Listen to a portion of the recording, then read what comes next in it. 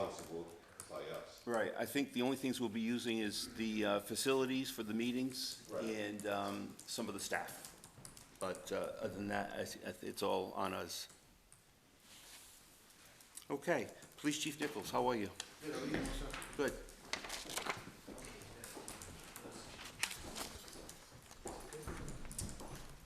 Good evening, everybody. Congratulations, welcome aboard. Thank you. So I prepared a rough narrative of an incident that took place on March 9th, which brought us all here tonight for Patrolman Almeida and Patrolman Schwartz. Mr. Texer, do you want to come up? You all set? All right, okay.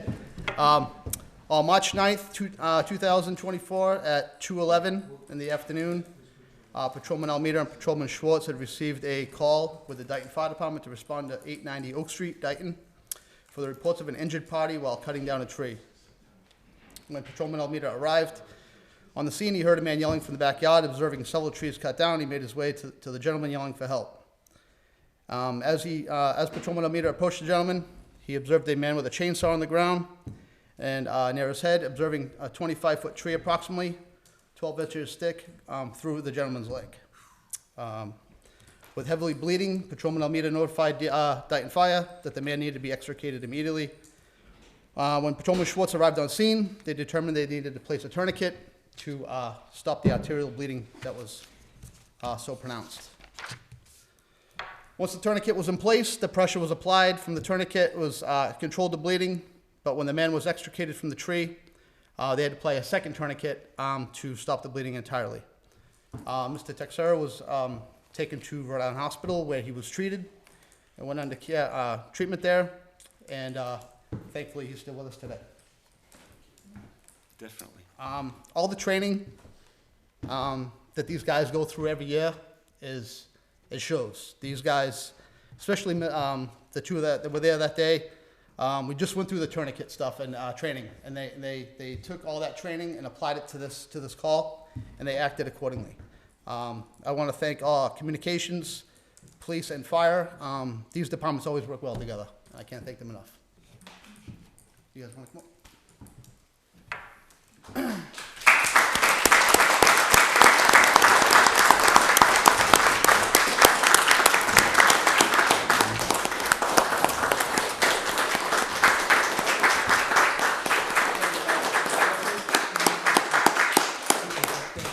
I presented them both with relevance for the life-saving measures, saving Mr. Texera's life.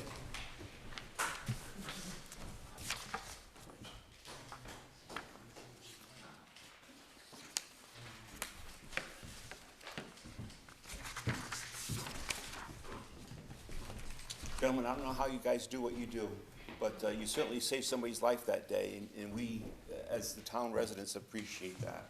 And I'm sure he appreciates that as well, without saying. But it's amazing that the job that the police department performs. And I personally have used the police department a few times, and I'm always amazed at your professionalism. And thank you. We have a couple of accommodations, official accommodations for you. Mr. Aaron Schwartz.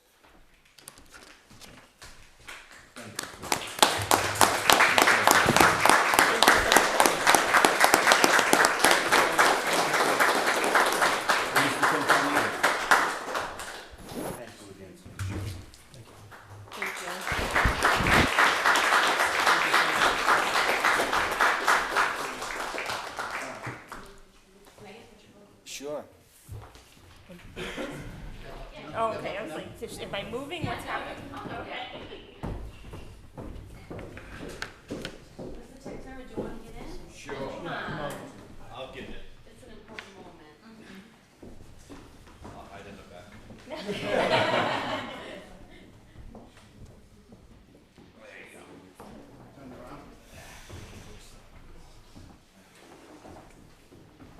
All right, Mark, come on this side. All right. Sorry, I didn't try to carry issues.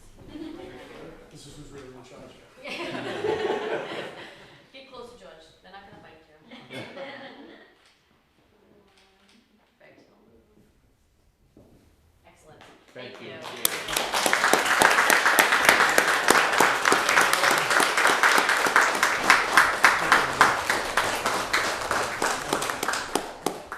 Chief, you stay here for a minute? Yeah. Do Do the, take the thing out of order.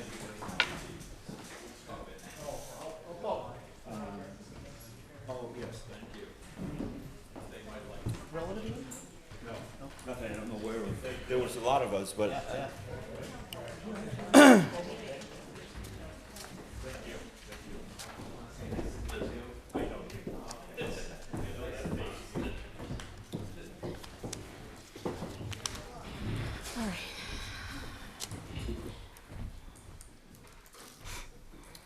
The next thing on the list is review, discuss, and act appointment of Christopher Karen as a part-time public safety dispatcher.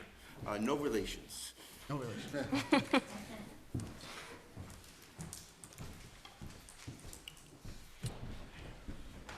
All right. All right, so it's my recommendation to appoint Mr. Christopher Karen here as a part-time public safety dispatcher. Christopher works presently right now for the city of Fall River, is a certified 911 dispatcher. His training's up to, and certification's up to date. Mr. Karen has been with the city since 2022? 2020, my apologies. He received a 911 emergency dispatcher telecommunications combination back in February of '23. He's been a proud member of the call department for the fire department for, since 2016. He's always done a great job out in the field, been very professional, and I'd be glad to have him as a part-time dispatcher with us. Great, thank you. How are you, sir? Great, thank You you. ready for this? Oh, yeah. I'm sure. Christopher, you've come highly recommended, and we appreciate you joining our group. And I'm sure if you have any comments, Nicole? No, I don't. I'm guessing we're not as busy as Fall River. But thank you for coming aboard. My pleasure. Mark? What attracted you to Dayton? I actually moved here in 2016 to be on the fire department. Oh, awesome. I had some friends that were on the fire department, and that's what moved me into Dayton. I was originally from Fall River, and loved it, and I've stayed, so. Cool. Thank you. Thanks for answering the call. We appreciate it.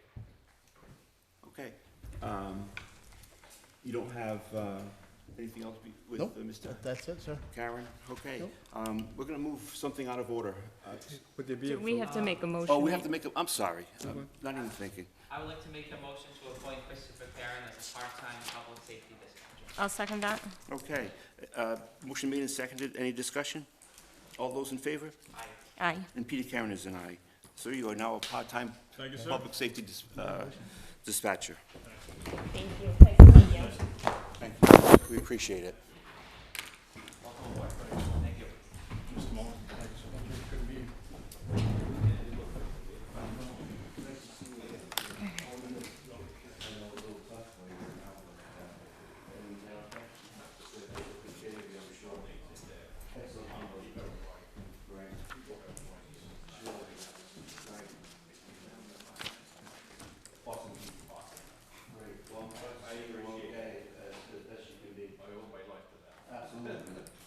Yeah, when I read it, when they told me about it, I was devastated. I think the whole time he drove by my house. Every day. Yeah. Have a good night. Yeah, thank you.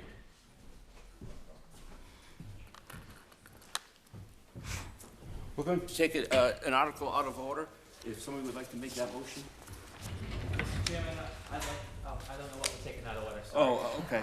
I'd like to make a motion that we take an item from new business B, review, discuss, act, police chief/lieutenant bylaw for insertion into annual town meeting warrant. Second. There's a motion made in second. All those, any discussion? All those in favor? Aye. And Peter Karen is an aye.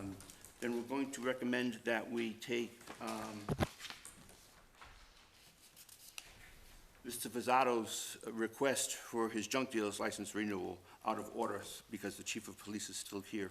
So can we have a motion to do that, please? Should I wait to make that motion after we finish this, or should I do it now? Let's do it now. Okay. I'd like to make a motion that we take, we want to do the correspondence as well as I, correct? Right. I'd like to take a motion that we do the correspondence, the letter from Wayne LePage, 17-6 Cobb Lane, junk dealer's license, as well as I, review, discuss, act, junk dealer's license, as well, 180 Cobb Lane. Second. Thank you. Any discussion? Nope. We have a motion made and seconded. There's no discussion. All those in favor? Aye. And Peter Cameron is an aye. Chief, we want to do this while you're still here. Just give me a few seconds, and then we'll probably call you up for a couple of questions. Mr. Vizzato, how are you? I understand you're not feeling well today. Sure, come on up. This is a pretty standard procedure. It's just for renewal, but we have some concerns, which I'm sure you're aware of by now. Well, I haven't worked in almost a month. Okay? I've had pneumonia and all that stuff. So he's been in Sorry the to hear hospital that. for 12 So I've days, been in the hospital for quite a while. Yep. and on and, oxygen, and, so he hasn't been working, Out of 14 accounts, I only got 3 left. I dropped all the rest. Loxie Construction Company, NER, coming, taking the dumpster Friday morning. Okay, No more trash coming in, great. all right? And this neighbor, you know who he is, he's been harassing me. He's been in front of my driveway, insulting me, using foul language. And he takes his wife for a walk for a witness, and he can't even hold her up. She's a sick lady. And then I'm in the backyard walking around, cleaning out my garage and stuff. He's on top of the smoke of the roof, watching me doing everything. All right? And he's harassing me in the backyard, using foul language, and my wife is in the driveway. Another thing too, the branches that fall in his yard from the wind and all, he picks them up and throws them back Throws in them my all over yard. the fence. All I'm Now- doing is picking up limbs. And another thing, It's at our age, we don't have to I'm put up with going that on 80 baloney. years old, and I'm still working. because I we like gotta to make a work. living. I'm not a TV man. I'm a Portuguese, I'm a farm boy. All right, and this guy, he's trying to shut me awful. down. I've been in business there for 40 years.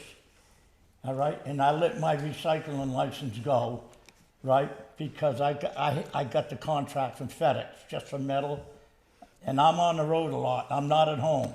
I'm in Boston, Needham, Braintree. And I'm not at home. I'm on the road a lot. And while I'm on the road, my wife is seeing all this in the house. Last Sunday It's morning, awful. Sunday morning, he's out in front of my driveway with his tractor, digging holes wide open, making all kinds of noises. And another thing, a lot of the noises come from the boatyard, okay?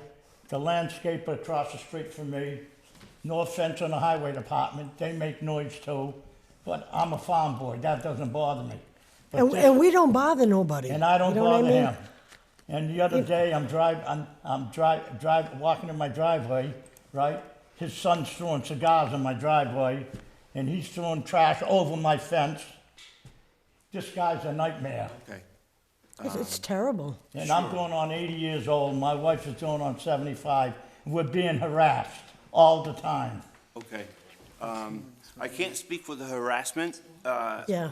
because obviously we're not there. People do have a right to do certain things when it's on their property. You have the right to file a complaint against them as well I'll file a complaint about it. as he has the right to file a complaint against you. Yeah. As you're well aware, because you've been here before.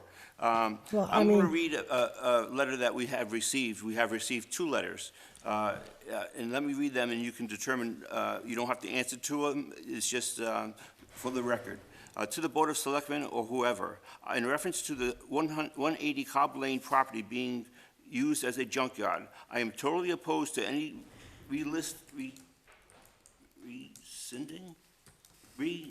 licensing, I'm sorry, it's written by hand, at the Vizzato's property as a junkyard. He has not complied at the hours of operation or weekends of operation. It works when he wants, at no consideration to the neighborhood. I have called the police several times complaining. The noise some days is beyond belief, which upsets my wife as she has, and it drops off there. Please do not give the Fasato any more consideration. Wayne E. LePage. That's one letter. And then the other letter that we received from Alicia Wilson is, good afternoon, members of the Board of Selectmen. I am writing to you in advance of tomorrow's meeting regarding the renewal of Joseph Fazzato's license. While I have every intention of coming to the meeting tomorrow night and speaking in front of the board, I want to reach out in advance with some concerns and background. First, I would like to state that Mr. and Mrs. Rosado have been very helpful neighbors since we moved into our house on the corner of Cobb and Somerset in 2015. So that's a positive thing. They said you've been helpful neighbors. Yeah, I'm willing to hear I've from the lived there. neighbors. Please. Oh, That You know? being said, issues related to the junking business have resulted in turmoil within the neighborhood. Since the board approved Mr. Frazado's license last year, there have been several lingering issues with the noise and operation outside of the licenses permitting business hours and days. I have reported these issues to Mr. Hull and also to Mr. Mullen. I also have concerns regarding scrap metal and siding that has been in the front yard and not within the confines of the back of the property, as well as light pollution from security light that is on all night and lights up the neighborhood. On numerous occasions, Ms. Frazato has operated early in the morning, on weekends, and on holidays. Individuals have also come to the residence to drop off scrap and pick it up on weekends and holidays. This may be a result of misunderstanding regarding what the operation of the business is. If the junking business is to continue, the town needs to clarify the operation definition, making it crystal clear. That definition should include individuals or companies dropping off scrap. The license should also be indicated that the moving scrap, loading and unloading is only permitted during the listed business hours, as well as the utilization of the work truck for scrap pickup. The uncertainty just adds to unrest within the neighborhood, creating needless conflict. If businesses are to operate in a residential area, they need to be clear guidelines that adhere to, that the neighbors can reference, and that the town can enforce. Please feel to reach out with any questions. So it sounds like maybe you're not necessarily in violation of, because you haven't received any violations, but maybe you're skirting it a little bit. Yeah. I know there is stuff in your front yard, which is not supposed to be there. Yeah. He's got a 56-foot Victoria. Yep. The other day I'm in the garage, changing the oil and stuff. I went on my other garage, I started sweeping the floor, who's out front? Who's paying these police officers going over there and just looking all the time? We're paying for these police officers, all right? There were 2 cops there last month, and he asked me what I was doing. I says, come on in the back. I'm sweeping my floor in my garage. Okay. I can't do that. It says in the junk dealer's license that, town Yeah. officials have a right to make unannounced visits. That would be an unannounced visit. Yeah, and I let my other license go, all right? And there was no rules on the other license. I could have worked 7 days a week, but I didn't renew it. I renewed this one because I've been dealing with scrap metal. I've done scrap metal for years, and I've cleaned houses with scrap metal and everything. I never needed a license. Okay. My concern is that you're putting things in your front yard that you're not supposed to be doing. What's I've got that? a tractor. You can park the tractor, but Okay. there's pictures of aluminum siding and other. That's corrugated panels. I'm planning to put another building up. Okay, I bought all them corrugated all panels. right. Just don't store them in your front yard. Oh, okay. It's still zone commercial in the front yard. Yes, but we had a license agreement with you that you were going to keep it all in the backyard. Oh. Well, I'll move it then. Okay, that's what Oh, we're yeah, we'll asking for you move to it. do. And what about the tractor? I have to move that too? No, that's, It's a collector's item. It's a That's 29 okay. farm hall. that's cool, but no, you don't have to move that. All right. Okay, Mrs. Mello, do you starts have any up. concerns? No. Other than there was mention What of, makes me laugh, I never had no rules with my cleaning out service license. I've had that for 40 years. All of a sudden, I got a metal and recycling license, and I can't even work a half a day on a Saturday. The whole town's working on Saturdays. Yeah, but you know the restrictions of having a junkyard in the neighborhood. Oh, yeah. We Yeah. went- It's we not went over, salvage yard. we went over those restrictions Yeah. with you when we Yeah. gave you What your you did. license, which you agreed upon. So you have to adhere to what the restrictions were. That's all we're asking. Yeah, okay. I didn't have no choice. What I have other to. restrictions do we have them here? Could they be read for the, just? I just want this guy to stop. Yeah, the current license in effect until May 1st, 2024. The license is to Joseph Rosado. Is hereby licensed in the practice of collecting, dealing in, or keeping a shop for the purpose, sale, resale, The panel- or barter of junk, old and precious metals, and for secondhand articles at 180 Cobb's Lane, Dayton, Mass. On the premises pursuant to the following conditions. Number one, limit on-premises hours of operations between the hours of 7 a.m. and 7 p.m. Monday through Friday, excluding weekends, state and federal holidays when no work is permitted. Number two, junk dealer's license as well as hours and conditions of operations will be clearly and conspicuously posted on the premises. Number three, no collection, acceptance, and or cutting of any fuel tanks. And number four, junk dealer's license is non-transferable. So based on what I've heard tonight, the only piece that may need clarity is just where the junk goes in relation to the property. Just because that right now is an undefined item. Okay.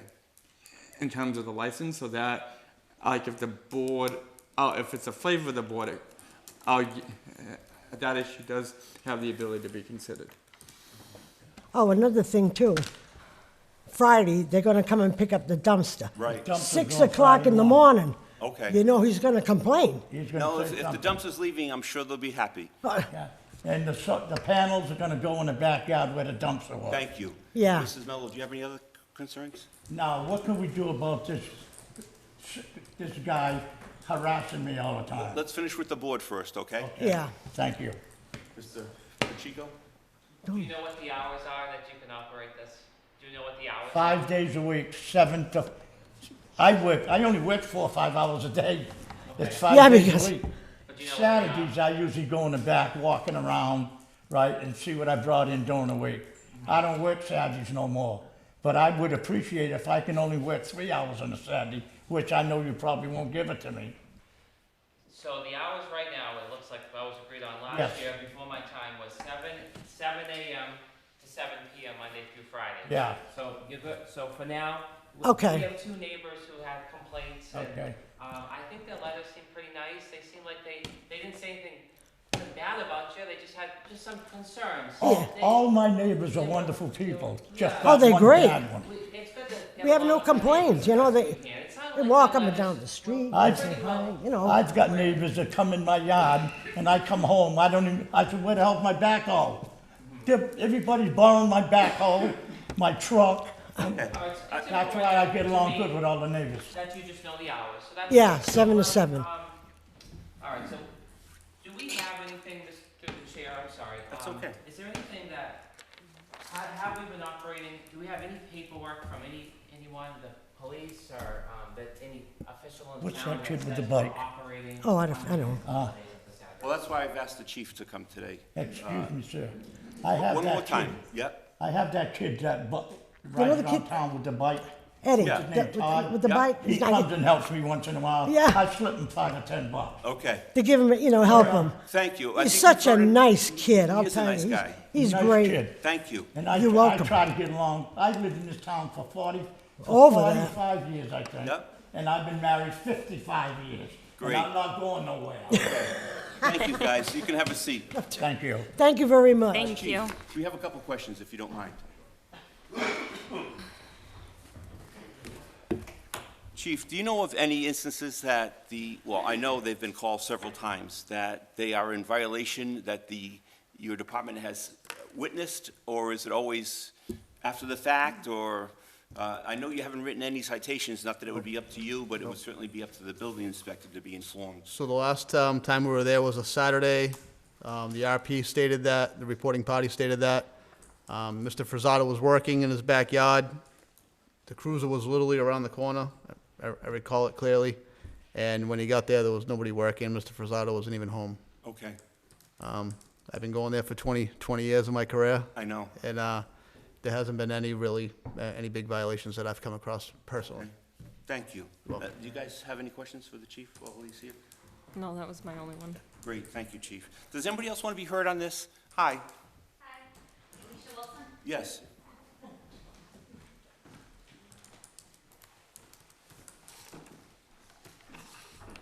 I'm Alicia Wilson. I live at 2043 Somerset Avenue on the corner of Cobb. Joe is an abutter to my property. So one thing I'll say, like I said in my correspondence, they're great neighbors. They've been a big help ever since we moved in. However, There are some things that I think need clarification, and I think it's just a misunderstanding of what the requirements are. Joe does have his work truck that he uses, and I think that's one of the things that may be a misunderstanding as to whether he's using it for personal use or whether he's using it for the business. I know Joe goes out on junk runs a lot on Saturday mornings. And that's one of the things I think is causing confusion and turmoil within the neighborhood. Like I said, one of the things is the light also is an issue. I think Joe and I can work that out, but that's one of the items. And it's really just, I feel like there needs to be clearer guidelines as to what's permissible and what's not permissible, so that it's very clear to Mr. LePage, to myself, to other abutters, what is permissible and not, and as well as to Joe and Janice, what we can and can't do in the neighborhood, especially since the majority of the neighborhood is residential. Right. And I will say there are times when it is outside of those hours, and I know Joe's an early riser and he likes to sometimes get started early. It doesn't necessarily bother me because my husband's up and he's out at work, but I do hear it. And it does sometimes bother my daughter, she's just turned 7, and it wakes her up sometimes. But it's one of those things that we've gotten used to. But I think other individuals in the neighborhood, if we just had clarification on that, it would definitely reduce some of the issues that have been present in the neighborhood. And I just want everybody to get along. Right. And, it's one of those, I don't mind Joe running his business at all in the neighborhood. It's just one of those things where if we all abide by the guidelines and if everybody understands them, I think it works to everybody's favor. Right. Okay. So. Thank you. Mrs. Do you have any questions for? So what exactly do you think that he's not understanding in regards to like the guidelines that we just went over with the hours and the days that he can work? So I think one of the things is the loading of the truck. I know a lot of times Joe has early runs to maybe Boston or something, and he loads the truck very early in the morning, or might be out there cleaning out one of the barns early in the morning. It might not be obvious that it's creating a lot of noise to him, but it is to other people. So that might be one thing. And then also like the running of the truck on weekends where he's picking stuff up and then dropping it off in the back, or having people come to the residence and pick up or drop off stuff at the property is one of the items that I think might need some clarification, because I know he does use his truck for personal use for the orange truck, but he does also use it for the business use as a majority of the time. Okay. So I think that might be one of the items that needs. So what I'm hearing is he's not working within those hours, and it might be a confusion in that it is his home, so he doesn't always think that this is what's work and what's Yeah, just I being mean, at a lot home. of times it's kind of him probably cleaning up the back and trying to make it neat and nice. And to to other neighbors, it sounds a lot like he's scrapping or cleaning up the property. Sometimes it's very hard to determine what's going on, because, he does work a lot in the back of the property and clean it up and, is moving stuff around. But some of that has to do with the scrapping business, and then some of that just has to do with personal use. So it does become difficult for the neighborhood to determine what's going on because of the multi-use of the property. Okay, thank you. Mr. Chico? I don't have any questions for you, but I appreciate it. No problem. Mr. Vizzato, I don't see any reason not to renew your license, but the only thing I can say is you got to pay a little bit more attention to when you work. I understand your vehicle is used for your personal use, which we can't stop that. That's your business, not business. That's I've only got one truck. for my okay. personal use. Yes, that's fine. But you really have to make sure your hours are posted so that other people who come to drop off metals are not visiting you on the weekends. It's only should. Off the weekends, I Okay. tell them not to. Great, but telling them and having them do that are two separate things. So you have to make sure that if somebody's dropping it off on a Saturday morning, you have to send them away. Well, I won't send them away. I'll go to their house and pick it up. Okay, but then you still can't unload your truck on that Saturday. That's okay. Don't make no noise. Sure, thank you. Other than that, thank you. Thank you. I don't think there's any more concerns. Does anybody else have a concern with this issue? Okay, thank you. Anybody want to make a motion to renew the license? Okay. I will do that. I'd like to make a motion to renew Mr. Joseph Rosado's drug dealer license at 180 Cobb Lane. And I'd like, as part of the motion, if there are any substantiated instances of working outside of the guidelines of the license, that we come back here to talk about it at a closed selectmen meeting. Yeah, if I could, As contingent on this, like, as contingent on renewing this, yeah, that we're operating within this framework.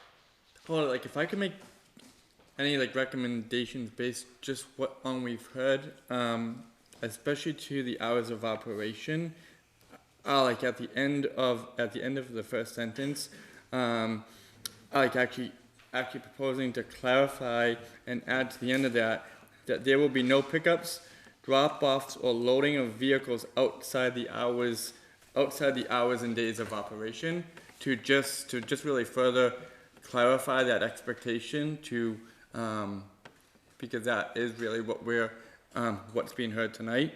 And then also the board could consider like adding another provision that could say the collection of all junk shall be kept in the rear of the property, just so we clarify. I just offer that as a thought and recommendation. Can I ask a question through you, Mr. Chair? Sure. Do you think the scrap in the front yard, do you think 30 days is enough time to move it to the back? I'll move it Monday morning. Okay, Coming to the beautiful. dumpster. After the dumpster? I gotta wait till the dumpster's gone, and these are all brand new space building panels. I'm gonna use them, I'll put them all in the back, and I'll close the gates. All done. So I'll add the town administrator's recommendation into my motion. Okay. Is the motion made and second, somebody? I'll second that. Okay, motion made and seconded. Any discussion? All those in favor? Aye. Aye. And Peter Karen is an aye. All right, sir, good luck. Thank you. Thank you. Thank you. Thank you. Thank you. Have a nice day. See you later, chief. Chief, are you still here for the next section? Proposal, Lieutenant Deputy Chief job description and hiring procedure. So we're going to talk about the hiring procedure first. Mark, this is all you. Okay. So this was just something kind of as an outsider looking in, as a resident, and then getting to come on the board, I thought it would be nice just to clarify the chief of police vacancies and the deputy chief of police or lieutenant vacancies. I thought if we put this to the townspeople, coming from us as a board together, and if I get your buy-in tonight, basically what this says is that we're gonna select from within the department. Being a bylaw, I thought it was kind of had more clout than a policy, because originally as a resident, I was thinking we needed to update our policies, but I thought that a bylaw would have more clout. I thought it would help our force at the Dayton Police Department know that the Board of Selectmen wants to promote from within, and I will put it in the form of a bylaw. And I also like to keep things simple, so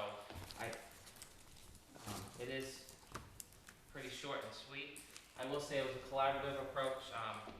When I was elected, I was lucky to meet with some members of the Dayton Police Department. I got a nice tour. I got to see what a beautiful police department we have, and the chief's new nice office, and hear all the wonderful things they're doing. So I did work with our police chief on this and run it by the town administrator, fully knowing that the town administrator can't give his opinion until he gets one from the board. But I did ask to make sure we weren't breaking any laws or anything like that. So anyhow, can I read it? Sure, absolutely. Okay. So, for the police chief, it says, in accordance with the provisions of Chapter 41, Section 97A of the Massachusetts General Laws, the town of Dayton will have a chief of police. The chief of police shall serve for a term not to exceed 3 years, as per Massachusetts General Laws, Chapter 41, Section 97A. The incumbent may be appointed as many times as the Board of Selectmen determines. The chief of police of the town of Dayton shall be selected from within the active ranks of the Dayton Police Department. The minimum qualifications include having attained or currently enrolled in attaining an associate's degree in criminal justice, law enforcement, public administration, or related fields, and 10 years experience, no less than 5 of which have been in a progressively responsible management position or supervisory position. In the absence of three qualified applicants from the supervisor ranks, or for reasons approved by the majority of the Board of Selectmen, the Board of Selectmen may include in the selection process any qualified Dayton police candidate. The police chief position shall only be posted externally in the instance of the town receiving fewer than 3 internal qualified applications from the ranks of the Dayton Police Department. An external posting for police chief shall be subject to the approval of the Board of Selectmen. Approval by the Board of Selectmen shall require a majority vote. A screening committee will be used to conduct interviews. Screening committees are subject to open meeting law, and interviews must be conducted at a duly posted meeting in accordance with Mass General Law, Chapter 30A. The screening committee shall submit no fewer than 2 candidates to be interviewed by the Board of Selectmen in a public meeting. No member of the Board of Selectmen or the town administrator shall be a member of the screening committee. Excluding finalists, all applicants for the chief of police shall be submitted in confidence. The appointment of the chief of police shall be made by the Board of Selectmen from the qualified candidates. Can you just read the part again about when they can go outside of Yes. the police department? I can. So it's in the absence of 3 qualified applicants from the supervisor ranks, The police chief position shall only be posted externally in the instance of the town receiving fewer than 3 internal qualified applications from the ranks of the Dayton Police Department. And the only reason it's to comply with Massachusetts general law. If we do a screening committee, which to me is more transparent to the public. Sure. The public knows that we're interviewing, and if you do a screening committee, you have to bring 2 candidates forward in a public meeting. So if you have fewer than 3 applicants in the police department, that would be 2. So if you have fewer than 3 is 2. So if you have fewer than 2 people that you can bring forward in a public meeting, then you have to go outside. Okay. We wouldn't conform with the law. Sure. And the screening committee is different than how I believe we did it this last time around. And again, I just thought it would kind of be easy for the public to follow. Mr. Miller, do you have any questions? No, I thought it was great. I think that you hit all the nails on the head in regards to what were folks' concerns, and I'm happy to see it come out so soon so that it didn't end up like some things that we're like, oh, we're going to address this, and then it goes down the line, and now it's time to hire, and we still haven't addressed it. So I think it's excellent. Okay, Thank you. good job. Is there a motion on the floor to accept? I would like to make a motion to, where are we? This is the bylaw, correct? Correct. Okay. I'd like to make a motion to accept the police chief lieutenant bylaw for insertion into annual town meeting warrant. Okay, is there a second? Second. The motion made and seconded. Any discussion? All those in favor? Public discussion. Oh, is it? I'm sorry, I wasn't looking. Yes, sir. I'd like to say that I'd like to thank Mr. Pacheco for working on this. It was something that I wanted to help work on. It's an outstanding write-up that he's doing to get this for the future. It makes our hiring processes a little bit easier.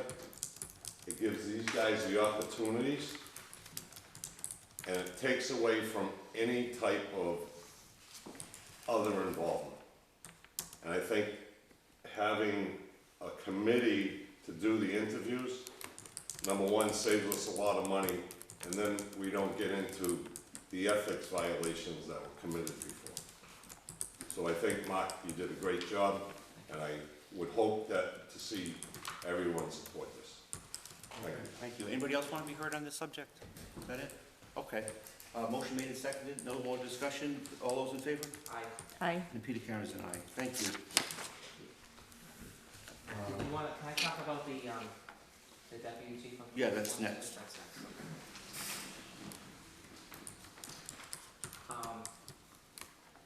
Okay, so this was basically the same framework. I don't wanna steal our chief's thunder. I believe he likes deputy chief of police instead of lieutenant, that wording, so after talking with them, I put that in. But it's really the same framework. Instead of 10 years, it says 8 years, and, you know, it's really the same thought process. We're promoting from within our police department unless there's really no other option, basically, is how it's worded. The only difference is the screening committee is, I want to read that one, because that's the only really change. The screening committee shall be assembled by the chief of police and appointed by the board of selectmen. So for a screening committee, the board has to appoint them, but the chief can make his recommendation to the board, basically, to assemble his own people. Okay. I don't think we need a bylaw for that, because I think that's in place now. But I'm glad you mentioned it. That's good. Yeah, I'd like it in the bylaw just personally, only because, again, it just sends a stronger message to Sure. the police department. Okay. Nicole, do you have any? I just have questions about, what's the difference, if there is any, between lieutenant and deputy police chief? Is this just a vocab, like, some people prefer other terminology than others, and the position that you held prior? Like, I'm trying to understand the hierarchy of these. Yeah, so when I looked around at the other agencies around us, unless you have a whole command staff in place, captains and lieutenants, that's when you have your lieutenants. But looking around at the other agencies, I was starting to say, is it's always a chief, a deputy chief, and then your sergeants, and then your patrolmen. Okay. I think it gives better perception to the public if the chief's not around or the deputy chief's there. Sometimes I think there's a lot of confusion because there's lieutenants in fire departments, which are equivalent to a sergeant in the police department. So they may think it's the same thing. Lieutenants have been a part of unions, so where I always look at captain and deputy chiefs as more as a command staff role, I just think it just gives more clarification and better perception to the public. Thank So you. chief, deputy chief, your sergeants and patrolmen, and just cut out the captain and lieutenant. We're not a big enough department yet.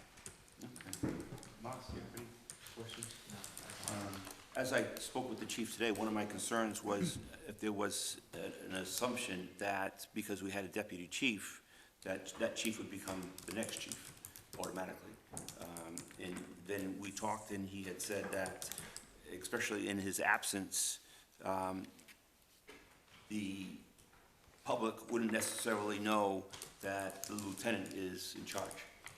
So I had then agreed that we should go with the deputy chief. So is there a motion on the floor? So this is the proposed Right. job description and hiring process? Yep. All right, so I No, the would- bylaw. oh, The bylaw change Oh, for I the thought- proposed police lieutenant, Deputy chief. deputy chief. Oh, and this is, so this is a bylaw as well? It's gonna be, It would be, yes. I'm confused. Mark, can you make the motion? Sure, so we did the motion for police chief vacancies, so this is, Oh, I'd okay. like to make a motion. oh, I'm sorry, you wanted to go first. Yeah, thanks. You're welcome. Again, Mark, great job. Thank you. As far as internally hiring, and I agree putting the bylaw in effect, so it, again, you don't get outside interference to the chief. It's the chief's job to hire his men as he sees fit. And I don't wanna see that taken away from him. He runs the department, he posts the jobs. His only thing should be, after he goes through all the steps with the committees and everything, is to bring up recommendations to the Board of Selectmen, just like the fire chief does. And I believe this bylaw, again, takes outside people out of it. It's his job, he's the one that has to run that department, so he needs to pick the guys he needs in place. So I think it's always been that way. yes, it has. Right. It's always been, the chief has come up, was back when I was there, we didn't have lieutenants or deputy chiefs or whatever, we just had sergeants. So after we did whatever we did to get there, the chief would make a recommendation to the selectmen, and based on the recommendation of the selectmen, based on the recommendation of the chief, the selectmen would act on that. Okay, So, and that's the way it needs to stay, and I think that's what Mark's trying to do. sure, absolutely, thank you. Okay, there was a motion seconded. Any discussion? All those in favor? Aye. And Peter Karen's an aye. Thank you, chief. Thank you, Sergeant. Chief. Okay, moving on to Tom Ferry, Highway Superintendent. Is Tom still here? Hi, Tom, you didn't fall asleep, did you, on us? What about, the hiring procedure for the deputy chief? The job description? I thought you had said it was in the bylaw. But, oh, okay, so this is all set? Yes. Okay, perfect. So we're gonna post this, it's Actually, one of the things is to go along with the bylaw that was just recommended. The bylaw that was just approved and recommended by the board also includes a proposed hiring process that would be followed for the deputy chief position. Now, to go along with that, we have to, like in the board is being asked to update the job description from the current one that exists for the position of lieutenant that hasn't been filled in almost 2 years now. Updating that job description to be one of a deputy chief that also makes the chief is proposing changes to actually a few areas of the job description that are identified in the proposed job description. So so he and the department have the ability to move forward So you in want to filling second that. motion? Yes, on the job description itself. Okay, sorry, guys. Okay, is there a second, a motion on the floor? And this is regards to police lieutenant, correct? The job description? Correct. The deputy chief of police. Oh, Well, I'm sorry. no, I'm Only sorry, this one lieutenant. didn't get changed, up here didn't get changed. Oh, it's yeah, the top header. Can we have the chief back and just have him present his job description? Is that Sure. Hey, chief? Tom, can you take a break for a second? You did good work, Tom. You were- Sorry, we were a little all over the place. Do everyone on. No, I was already confused on my own. Just on the job description for Yeah. deputy chief, if, is there anything you want to add on that? Yes, so the only thing that we added on to that would be on page 3, a recommendation from, Mr. Mullen was to add the, information technology on the second bullet down, oversees supervision of personnel, which includes all work, allocation, training, and information technology as well. That was the change, that should be in red. That was the only thing I believe we added in there, and everything else was pretty much, just, the terminology from lieutenant to deputy chief. Oh, and must maintain, on second page, must maintain post-certification status. That's at the bottom.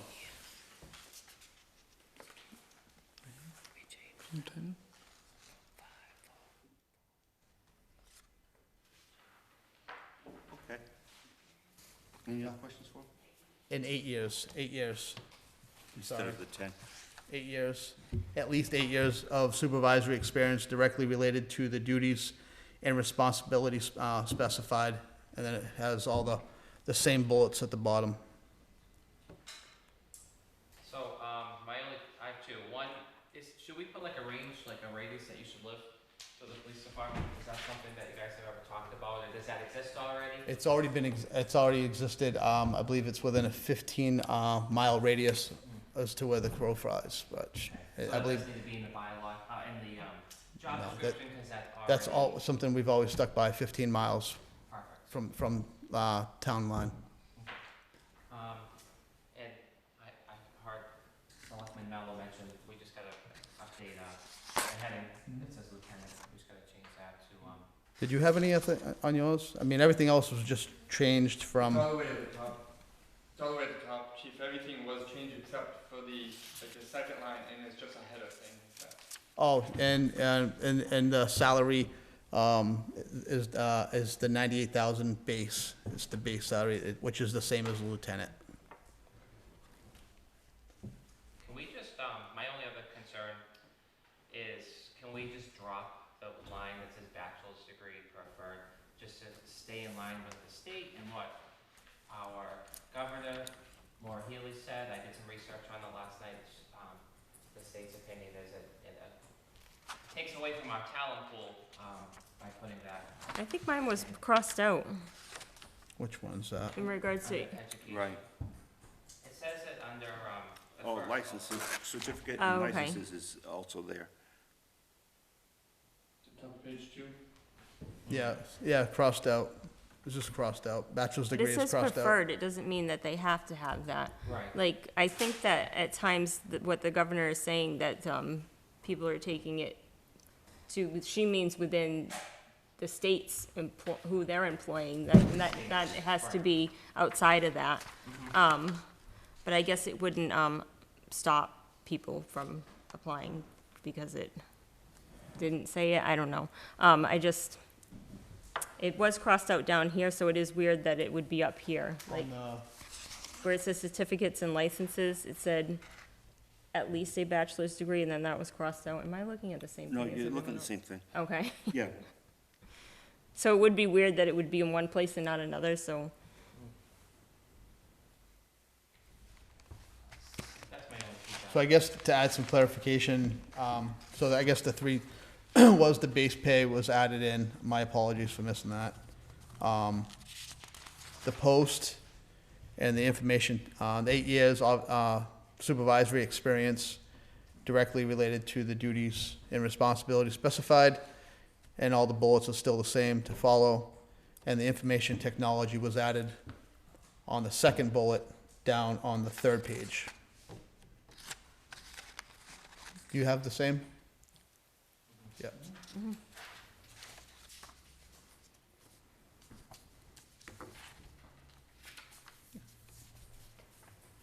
Okay. I've had two different copies. I guess maybe I didn't shred the bad one, the good one. I think we're all set, chief. Thanks again. Thank you. If I just add one thing really quick, I don't have, and I think we should post the vacancy right away, but in terms of just before we fill it, we do have in the police union CBA, we do have language relating to the structure of an administrative sergeant. And I just wanna make sure before, actually recommend a candidate to fill the position, that we just have clarity and agreement with the union, that we're going to the lieutenant position. I just wanna be ironclad with the union, that we don't have an obligation to fill the backfill the admin sergeant position as well. Right. I'm optimistic we'll be able to do that, but, I do think, just based on funding resources, we will have to have that type of agreement in hand, just before we commit the resources to Right. that. Well, when are we meeting? Next Wednesday?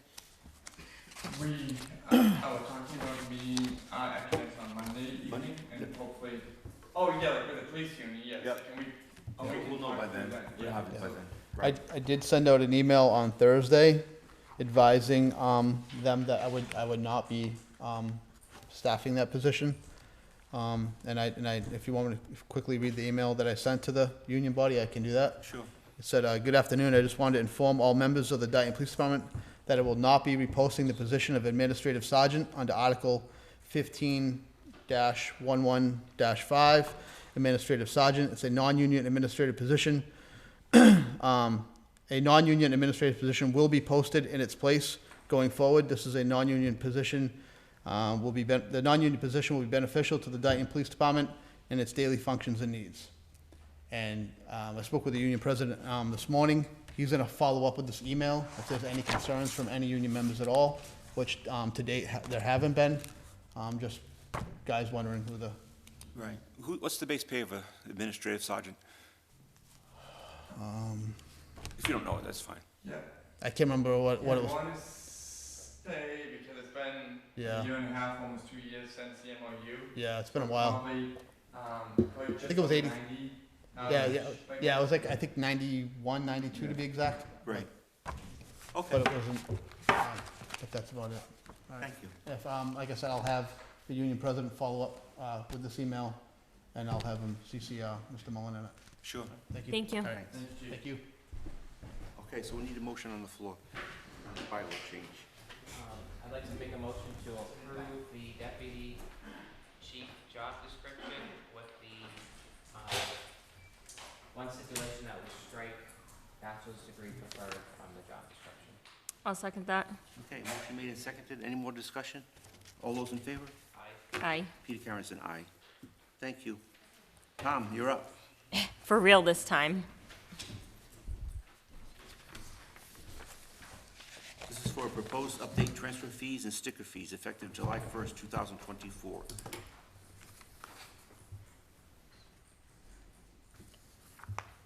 Good evening. Hi.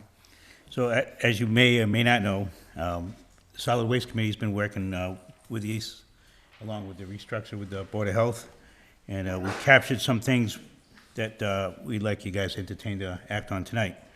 The operation of the transfer station, we'd like to be the user, the people that are using it pay for it, not all the town. I believe we have just over 2,300 homes in town, a little over 8,000 people in town. Our sticker sales to use the transfer station is only 670, right around there. So it's, I believe the percentage is right around 12%. So we want those costs not to be the burden of the whole town in general. That's the rationale of some of the adjustments that are being made tonight. The trickiest one is the increase of the transfer station attendant, the sticker. It does not align up with the fiscal year, it's calendar year. And one way is to make that cost effective is to get that to line up. And the only way to do that is to interrupt in the midst of it. So my recommendation tonight would be to increase that to $30. And that $30 sticker price is gonna pay for the attendant, for the personnel to run the transfer station.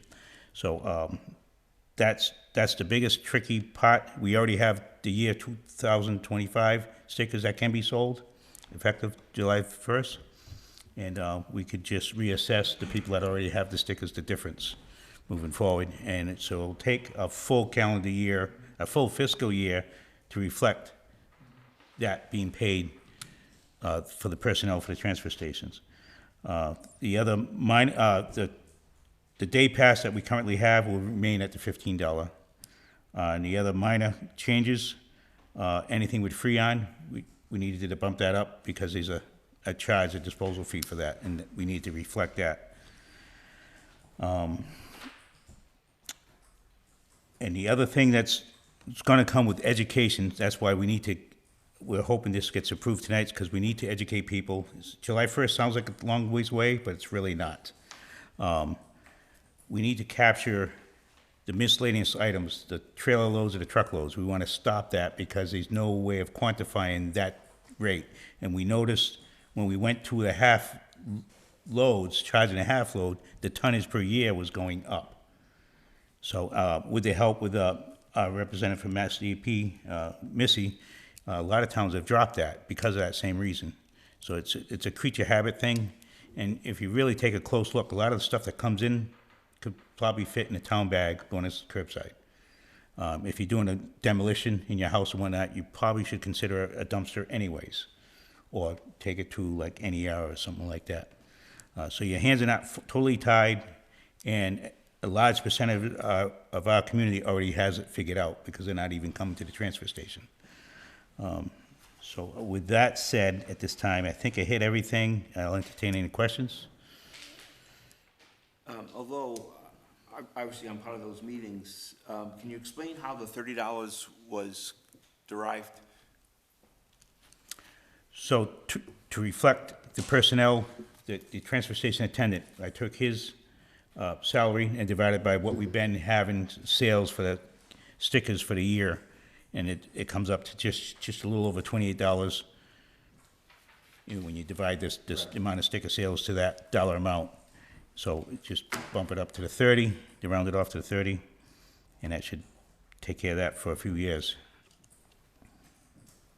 If I could add one thing as well, just to quickly jump in, one of the proposed changes in here, I think that's not in the updated price sheet that's being proposed. Based on what Superintendent Ferry said, the volume and tonnage from the very broad nature of the half truckloads to half trailers, the full truckloads and the full trailers that come in, that has driven the town's cost up to the tune of actually almost $16,000 in planning for the FY25 budget. So this updated sheet we would no longer accept half trucks, half trailers, and full trucks and full trailers. To the point that was just raised, those residents would have to use the bag program. They'd have to, if they have an ability to use curbside, they could do that, or they could rent a demo dumpster. That is one of the very that we've seen, and it's been validated by DEP. The cost of those have been increasing at a very unsustainable rate. And now that we've had a POS system, a point of sale system in the works for a while now, we can actually see through the data that there's a lot of very repeat offenders who are really on their own, a very, very small group of that 600 people to the tune of maybe a dozen. They're very habitual offenders as well, and that cost, as I mentioned, it's just the cost driver of that alone is impacting a $16,000 increase as we plan for FY25. So, along with that, you can use your trailer in your truck. It's just you're paying by item. Yes, sorry, thank you. Yes. Mrs. Miller, do you have any questions? No. Mr. Pacheco? Sorry, Marty. Fill it. So, I bought a dilapidated house in 2018. I fixed it up, first very quickly, and now as, money gets tighter, we do one room at a time. And I will say that the transfer station has been wonderful because you can renovate a room of your house, and you can have studs and insulation and all sorts of various construction debris, and you can fill up the back of your truck and bring it to the transfer station and do $50 or $100 a truckload. So this proposal would effectively force a resident to buy a dumpster if they're doing something like a one-room demolition, and I know from doing, work on my house out of a dumpster. 2018 was like $500. The same dumpster now could be $600 or $700. We're getting hurt everywhere that we go. We go grocery store, gas stations. Tax go up. Everything goes up. So the transfer station fee's going to go up from 15 to 30. It's going to double, and we're getting less services. So effectively, we're going to have less people going to the transfer station because we're not going to educate people overnight, in my opinion. And one more thing, I called New England Recycling to drop off stuff. You can't drop off drywall at the transfer station, and you need a hard hat, you need a safety vest, you need, it's cost prohibitive for someone it's very expensive. And I get we're paying it too, like it's a burden for the taxpayer, but I feel like this will almost effectively shut down the transfer station. I really do. I think, you probably know better than me, but I know from going there, I see a lot of people with truckloads full of stuff, so I've never disposed of an air conditioner, a box spring, a desk, but I've done a lot of construction debris, and it's all Dayton originated, and I feel like it would be a big loss to the town. That's just my opinion, thank you. Right, and that experience that you just expressed, the whole town is bearing the burden because it is very costly to get rid of this stuff. And keep in mind, these roll-offs do not get repurposed. They're ended up in a landfill. So it's very important to cut this tonnage down. A small demolition, you can get creative, you can get it in the bag. That stuff can go in a bag. If it's beyond the bag, you get the big bags and get the local construction stores, and they can haul it away. But the yard debris can still remain coming in. We can handle that. So I did end up doing the drywall in the bags, and I actually heard the trash man, he was so mad, because it was so heavy. But I called NER, and I couldn't take it to the transfer station, and again, we're a family, we're paycheck to paycheck, so they went in the bags. And I just have one more quick story. I did work retail in high school, and I remember, you know, retailers would water. Water's what got people in the door, right? So we would do sales on, 24 packs of water. And it turned out that the retailers were spending so much money on claims that people were hurting their backs because they were picking up all these water bottles. So our trash men out there, if we're gonna stop putting all our construction debris in trash bags, let's just think of the trash guys. You know, that's just my only concern, that our bags are gonna get a lot heavier. So, but I appreciate the hard work of the solid waste committee, and I think it's good that we're moving forward with, you know, the residents using it should have to pay for it. I just wish, my feedback at the end of the day is, can we make these, instead of a huge jump from 15 to 30, can we do the sticker price a little more incremental? So maybe 20 this year and maybe 25 the next. And I really would hate to lose the construction debris in trucks. I think it's a great service to our residents, not just for me. Like I said, I see many of my neighbors there and using that service. So, if I may, to be self-sustaining, no, we cannot do it in increments.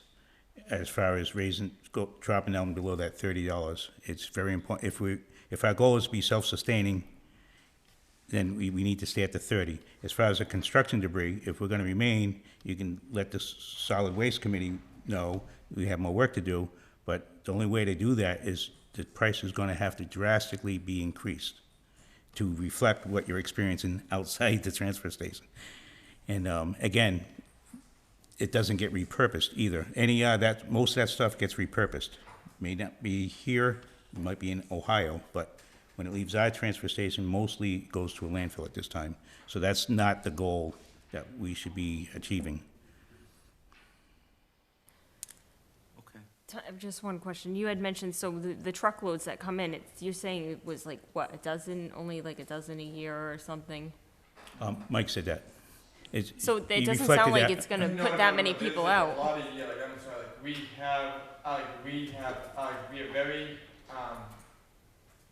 we've Dayton, probably have a dozen Dayton residents that based on the information from our point of sale system who are in a few times a week. And so Okay. they're driving those costs up, the whole cost in the aggregate up for the whole community. And the whole community is really subsidizing. We have people from that list who yeah, like you can see based on the date, they're doing probably a home rental project, a project at the home. They come with a load out on a weekend, but then we have other people who come two, three times a week. And it's noticeable, and the whole town is paying and frankly subsidizing the cost of that happening. And it's right now they can do it because they do show proof of Dayton residence. But we have to ask ourselves, where is all this coming from? Yeah. And who's paying for it? If I may, the other thing to consider, if we wanted to accommodate, and, because it becomes an unknown number when you're receiving it, you'd have to increase the budget, which could reflect on your tax levy for an unknown disposal for convenience. It's not, I don't think that goes in line with what we've been trying to do for the last 2 years on a zero base. No, I agree. And I'm someone that I don't use the transfer station, so I don't really want to be funding it. Get very creative of how we get rid of things. And when you start having to get rid of things through the regular trash, when I pick up something to buy it, I think, how am I going to get rid of this? Oh, it's gonna be a nightmare. Right. Maybe I don't need this. And it has changed, a lot of what I do when I think about how I'm Be gonna a get rid of things. spokesperson, you just said it right. Yeah. Okay, any more questions? No, but I saw some hands up in the, Yes, Lenny? I was just curious, in regards to how our fees compare to surrounding towns. Well, we did a study on it. Do you want to? Yes. So the fees per item or the transfer station sticker? Transfer station sticker and We're compatible with the towns that are like ours. Two neighboring towns don't even have curbside pickup, so there's a different dynamic that happens in a transfer station. So you need to take that in consideration, and the mechanics of it is a lot different. so we're not under or above, No, we're pretty much spot on, and I more importantly, looked into what is a transfer station sticker for, and most of them are to pay for the staff for the station. thank you. Dave, did you have your hands up? Yeah, I know we started many increases like last year on this, and the only thing I'm worried about is, are we still got a deficit? Because some people say, I hope we're not gonna get too much, was free cash from this, because that means we're taking more money in than we actually taking care of the services. I think we're still in the deficit the way you're talking right now, right? We're not there yet. We're hundreds of thousands in the deficit. Really? Okay, didn't know that. That's good to bring that out tonight. So we're really in the hole for this right now. Yes. All right, thank you. Okay, no other, Lenny, did you? No, no. Okay, no other discussion? So is there a motion on the floor to accept this? I'd like to make a motion to accept the proposed updated transfer, fees and sticker fees effective July 1st, 2024. Is there a second? Chairman will step down and second this. Any more discussion? All those in favor? Aye. And Peter Cameron is an aye. And you are nay? Nay. Okay. So the ayes have it, it passes. It's our first nay.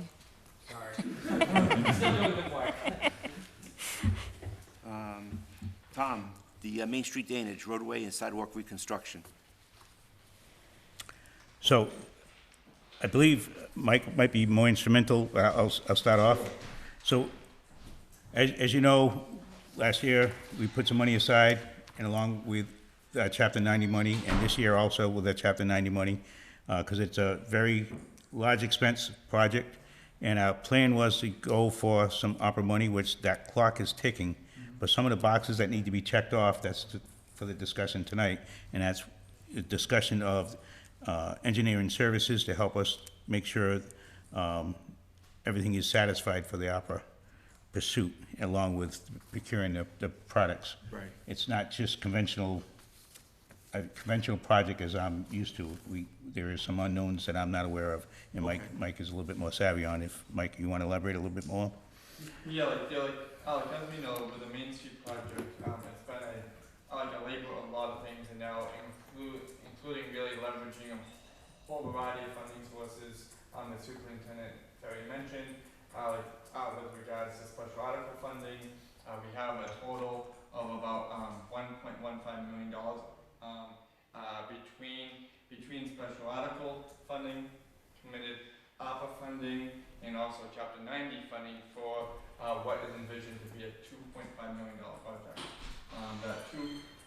One of the things we want to do at the beginning of, and as we continue planning this project, is make sure that that $2.5 million proposed cost is really a real market-based cost. So as we continue to plan on actually beginning the project and having to need to commit even additional funding, we know right from the beginning that based on the cost of materials and everything else, that what we're working with is solid numbers.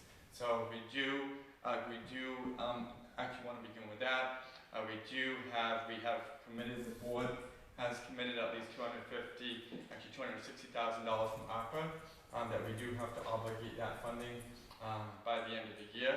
So we just want to move forward, have some help because of the technical specs of the components, the materials, and everything that we need to do. We do need some outside assistance with that. We also, light of how the cost estimates do come back, we also have to plan with that information how we're going to go forward and actually do the construction administration of the project. So in the proposals before you tonight, as you know, last summer and fall we spent a lot of time updating all of our procurement. So now we have on-call engineers who we basically have already procured. And we have an option. So every time we have a project, we've already done the procurement. But at the same time, we want to provide our departments and the board the option with which of those engineers to go with. And so you'll see proposals before you to representatives here from both Granite City Partners, Woodland and Curran, who the town has worked with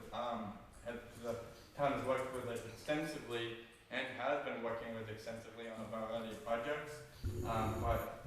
Really, we do have to get to a discussion about the construction administration.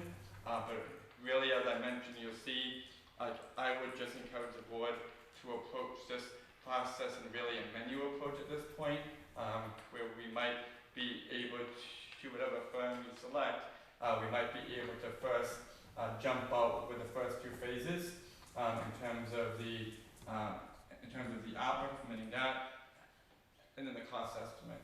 And then from there, and especially information confirmed by the cost estimate, that is only naturally going to lead us into a broader discussion about how we move forward with planning for construction. So with that, we do have, as I mentioned, Granite City Partners and Mike Head from Woodland and Curran here with us to present and to explain their proposals. Tom, is there anything else you wanted to add on that? Let's get started. Okay. Okay, guys, you're up.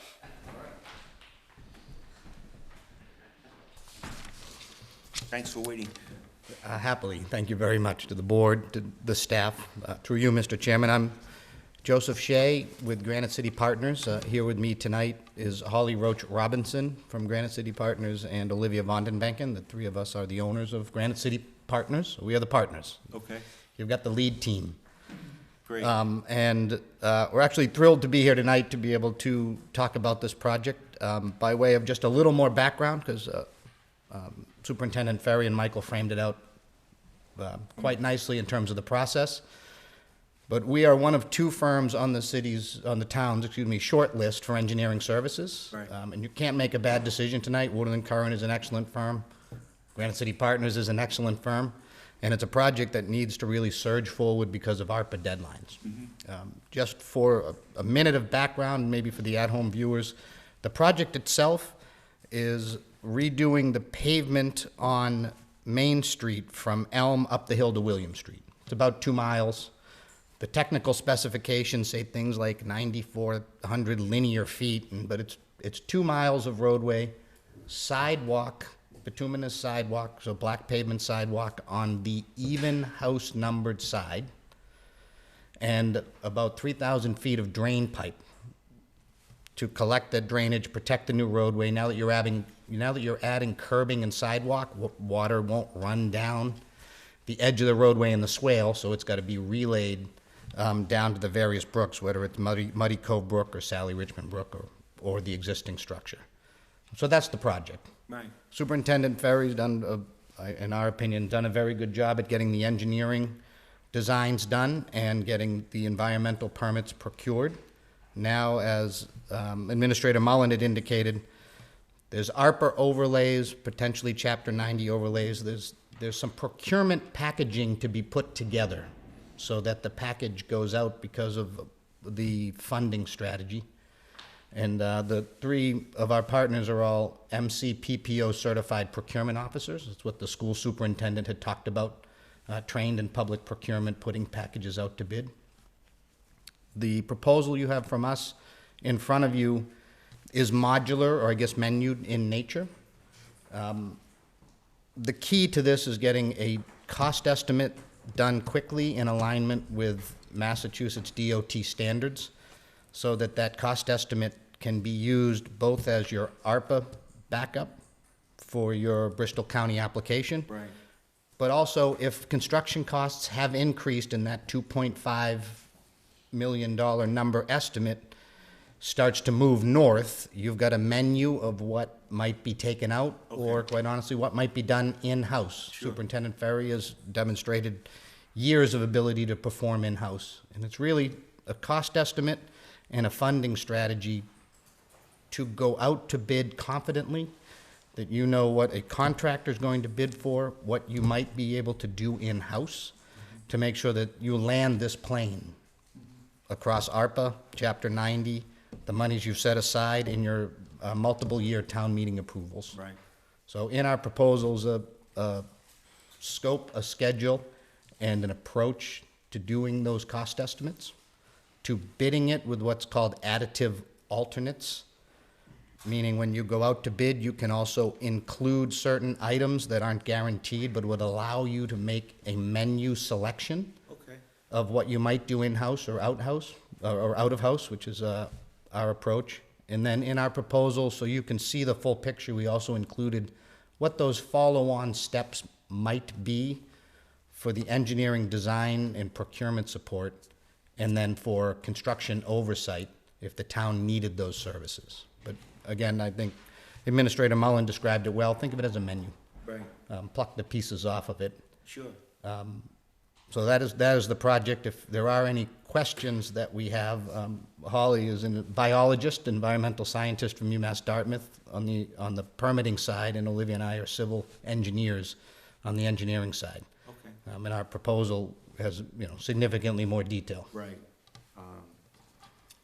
Mrs. Mello, do you have any questions? Yeah? No, I'm not yet. Okay. Mr. Pajigo, yeah? Wow, okay. I've read through it, I'm not an engineer, but I certainly have faith in the companies that are here. Thank you for speaking highly of Mike and Tom. They do a wonderful job and have gotten us to this point. Without them, I don't know where we would be. But I'm all set unless, Mike, do you have any concerns at this stage? No. Does anybody else in the audience have a concern? No? All right. Well, thank you, sir. You are welcome. Thank you. Have a good night.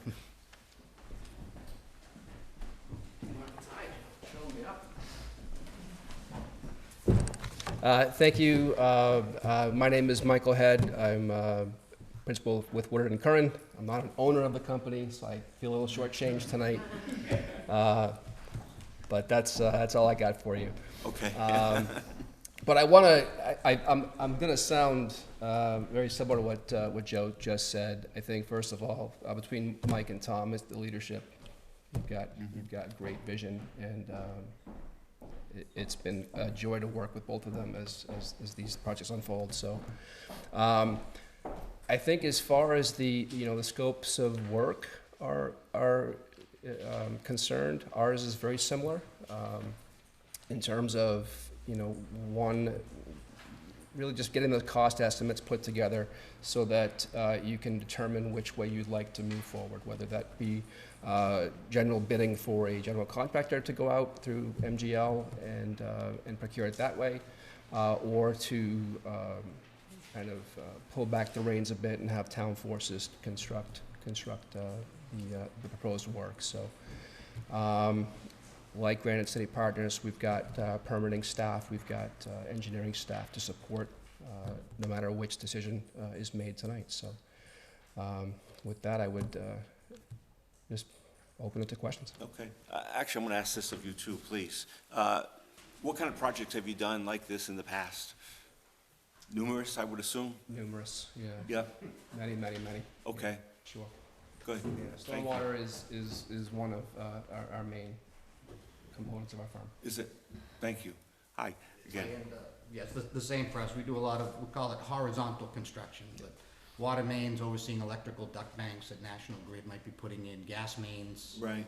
Drain lines, your traditional civil engineering projects. Okay. And why should we go with you? Question. It's actually a perfect question, because Woodard and Curran is an excellent firm. Yeah. Granite City Partners is an excellent firm. I've heard nothing but good things about both of you, so. We have different flavors and different styles. Yep. We are no doubt we are a significantly smaller firm. We are a boutique firm. Yep. Right, these are the 3 owners and the staff who works underneath us. So Sure. we work for 4 municipalities, and those are the 4 municipalities we focus on Yep. very heavily. They are our clients. And we pride ourselves on being extraordinarily responsive, Okay. especially to Dayton experiences that I know you've had with the public library, with the town hall stairs, with other outreach. Right. Those are our strengths Yep. as a firm. Okay, thank you. And why should we go with you?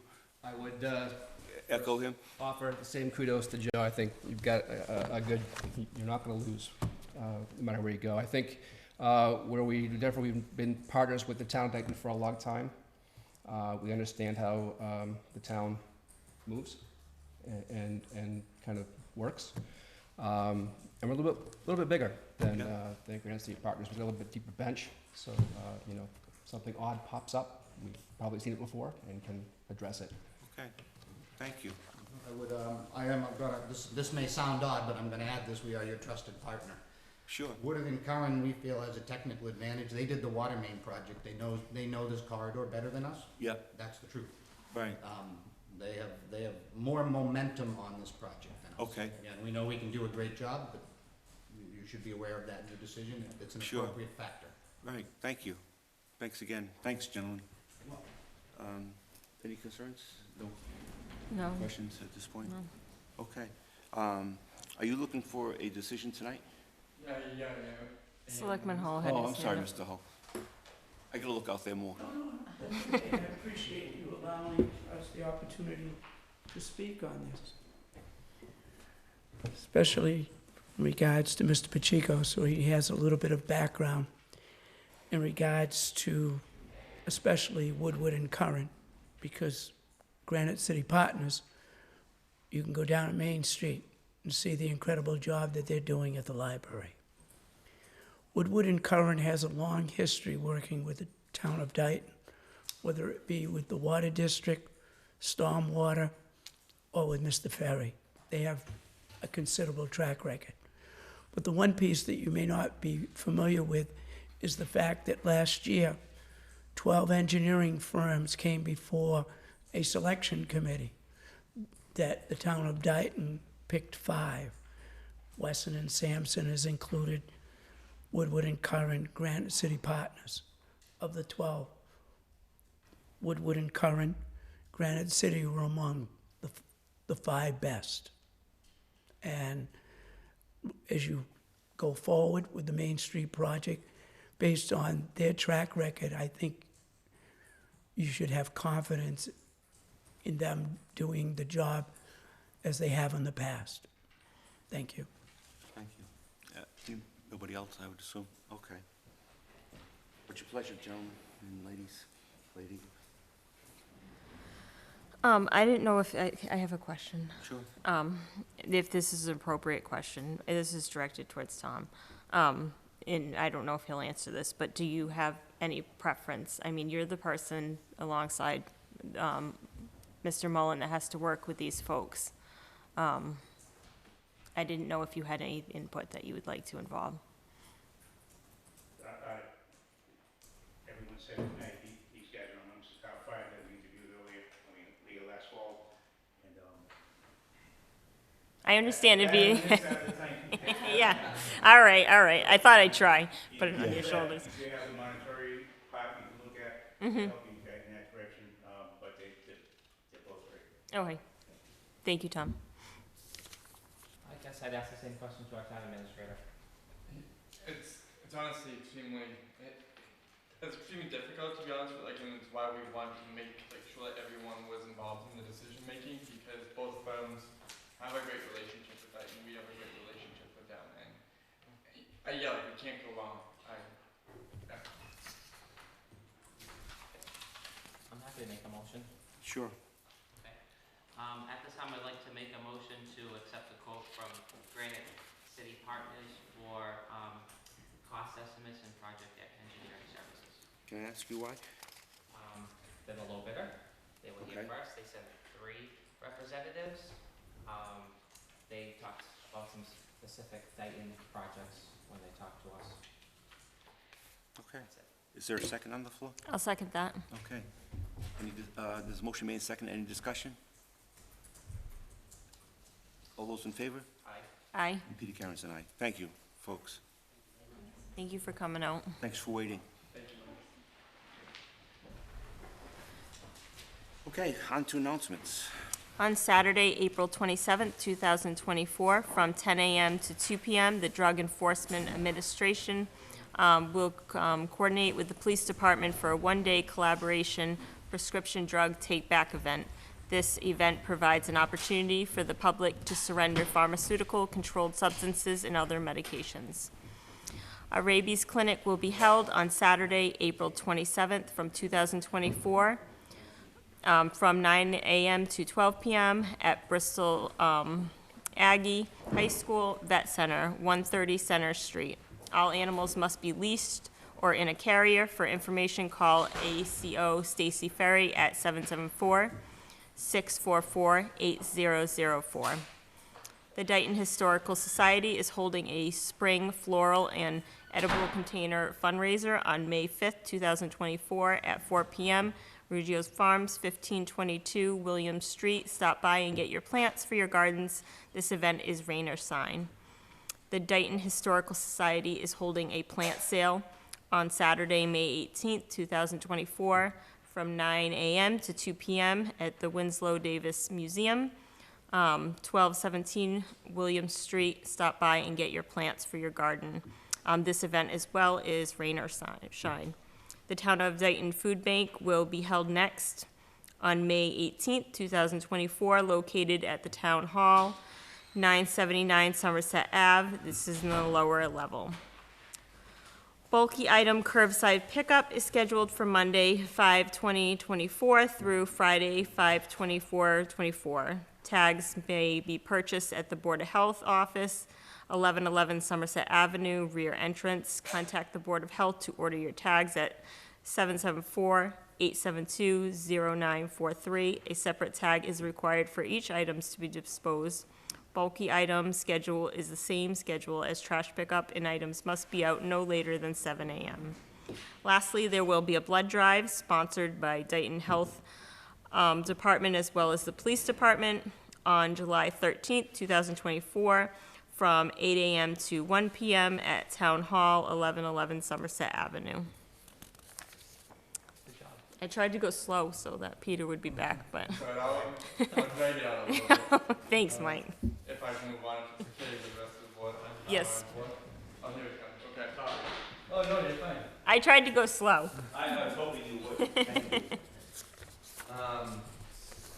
Just jumping into the town administrator's report. It's been a busy few weeks, as we know.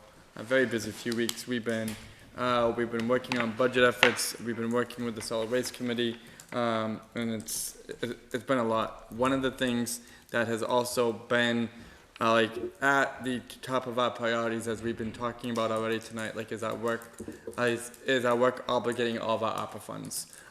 We have now, with regards to the Main Street project, we have a plan to obligate about $260,000 in the stormwater and drainage materials that we need for that project. So that's underway. I've been working extensively with Bristol County on the other applications we already have in the queue. Just in the roughly $1.3 million ARPA allotment from Bristol County. We started that process off with a $273,000 police and fire telecommunications upgrade and repeater project. That has been completed. That has been all expended at this point. That brings us down to just around $1.1 million. From there, we applied, and we're about, I think, just at the finish line. Working with the sewer department, we have plans. There's the Dayton Power Pump Station is in need of about $500,000 in repairs. Of which the Board of Selectmen, through the recommendation of the Capital Outlay Committee, approved the application of $409,000 towards that $509,000 project. We're just almost at the finish line. I think today I sent hopefully, what is, I don't want to jinx it, but the final clarification email to the Bristol County's outside auditors who are going through these applications extensively for compliance, for procurement checks and everything else. I think we're about to reach the finish line in terms of getting the approval on that, which is exciting. At the same time, we've already procured and got approval actually in Monday of this week of $340,000 for the fire department self-contained breathing apparatus equipment. We have 15-year-old equipment there that is at the end of its life, so that $340,000 will be a huge benefit, and we'll be able to fund that, and I can meet that need with no reliance on the local tax base, which is great. I mentioned highway. Then we have a stormwater compliance project that I have to begin applying for. That's a smaller project. It's valued at around $46,000. And then the last project that we have approved by the board at this point is a $26,000 project that will fund the upgrade of the surveillance witness interview again in the lockup room or the lockup area at the police station. We're having to we're working back and forth, and I've been working extensively with the police chief and the town accountant to really make sure we have a nexus there from that project, because it all connects to how the police department is also able to handle and address and work with and respond to mental health and domestic violence needs. But there's a possibility at this point where we're still persevering. There's a small possibility that the county won't find that to be a project that will meet the ARPA requirement in terms of the ARPA bucket needs.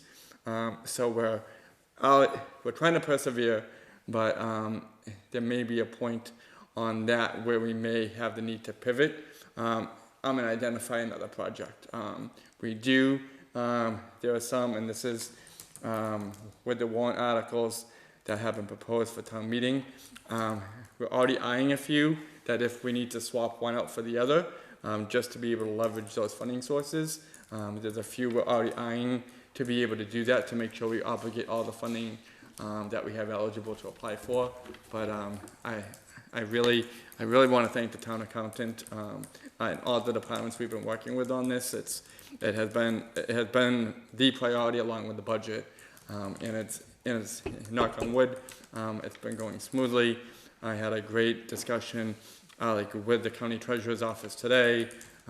Their office kind of shared other, actually not other, but horror stories from other communities that they're hearing from, and we are definitely not those communities, and we're definitely not there. So that did give me a glimmer of something to be proud about as we work together to wrap up these processes. I'm sorry, that was an extensive update, but it's been dominating so much of our efforts. I just wanted to give everyone a full kind of recap of those. Any questions? It sounded like I talked for 5 minutes and I didn't stop. No. Okay. Thank you. Good job. Thanks. Selectmen's reports? I don't have any. Oh, this is funny. It just has a digression. Confirm your speaking language. What happens if you don't know? Yeah. Mrs. Mello, do you have any? No, I don't have anything. And Mrs. Pacheco, do you have any? No, thank you. Okay, great. So we're gonna move on to old business. Review, discuss, and act fiscal year 2025 budget update. Review of operations for balanced budget. Work with solid waste committee to increase revenues, offset costs for town's solid waste program. Yes, and there's like a few other options as well on the next page of the agenda. Oh, I'm sorry.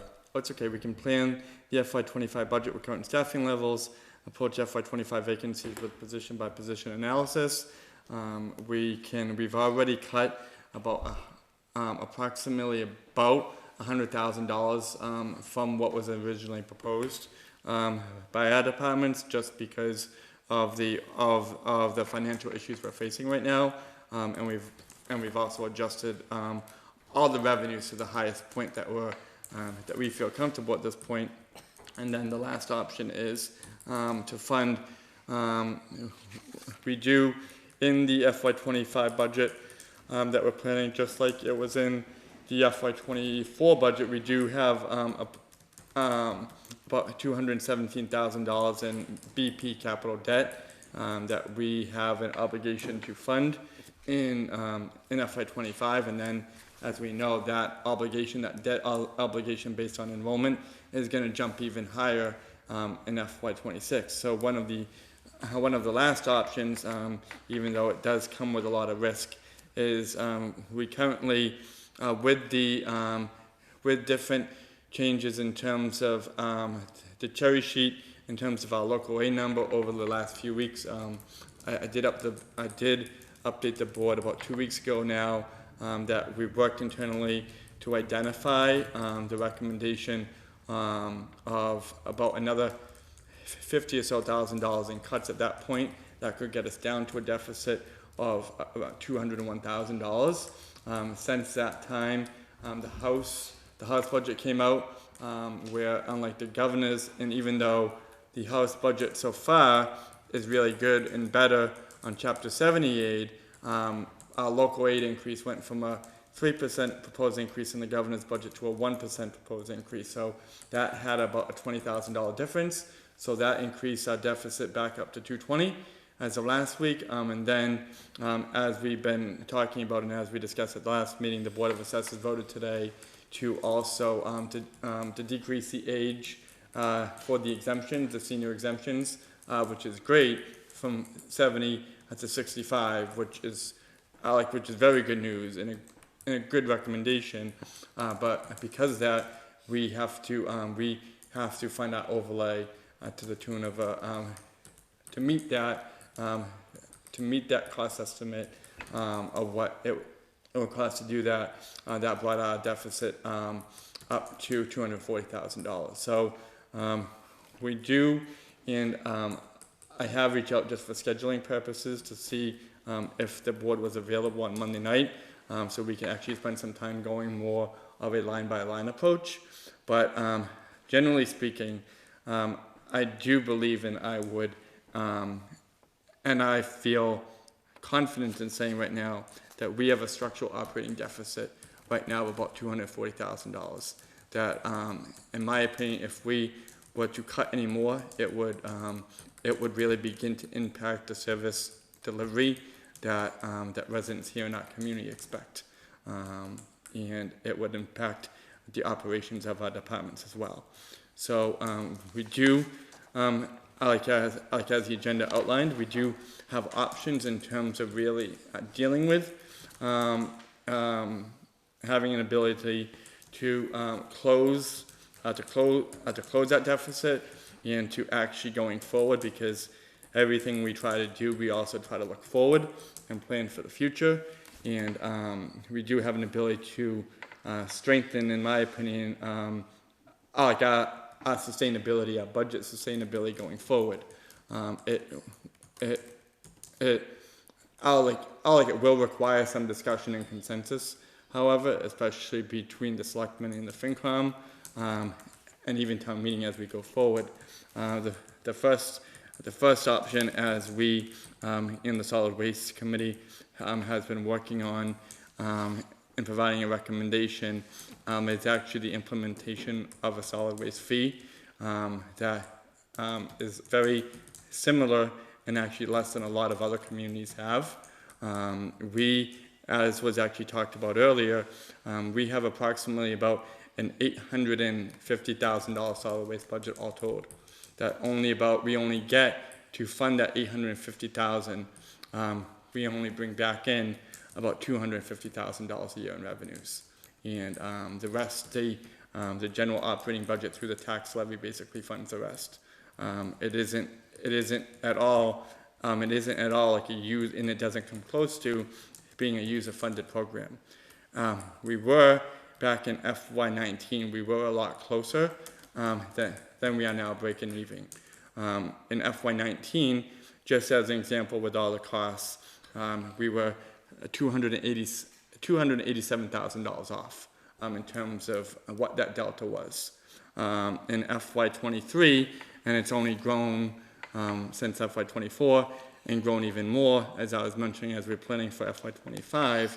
But in FY23, that delta increased to almost $500,000 to $460,000. So one of the recommendations that's been made by the Solid Waste Committee is to plan for the FY25 budget with a solid waste fee, a trash and recycling fee that would fund the costs, that would fund specifically the costs of the curbside pickup of trash and recycling provided by Borges.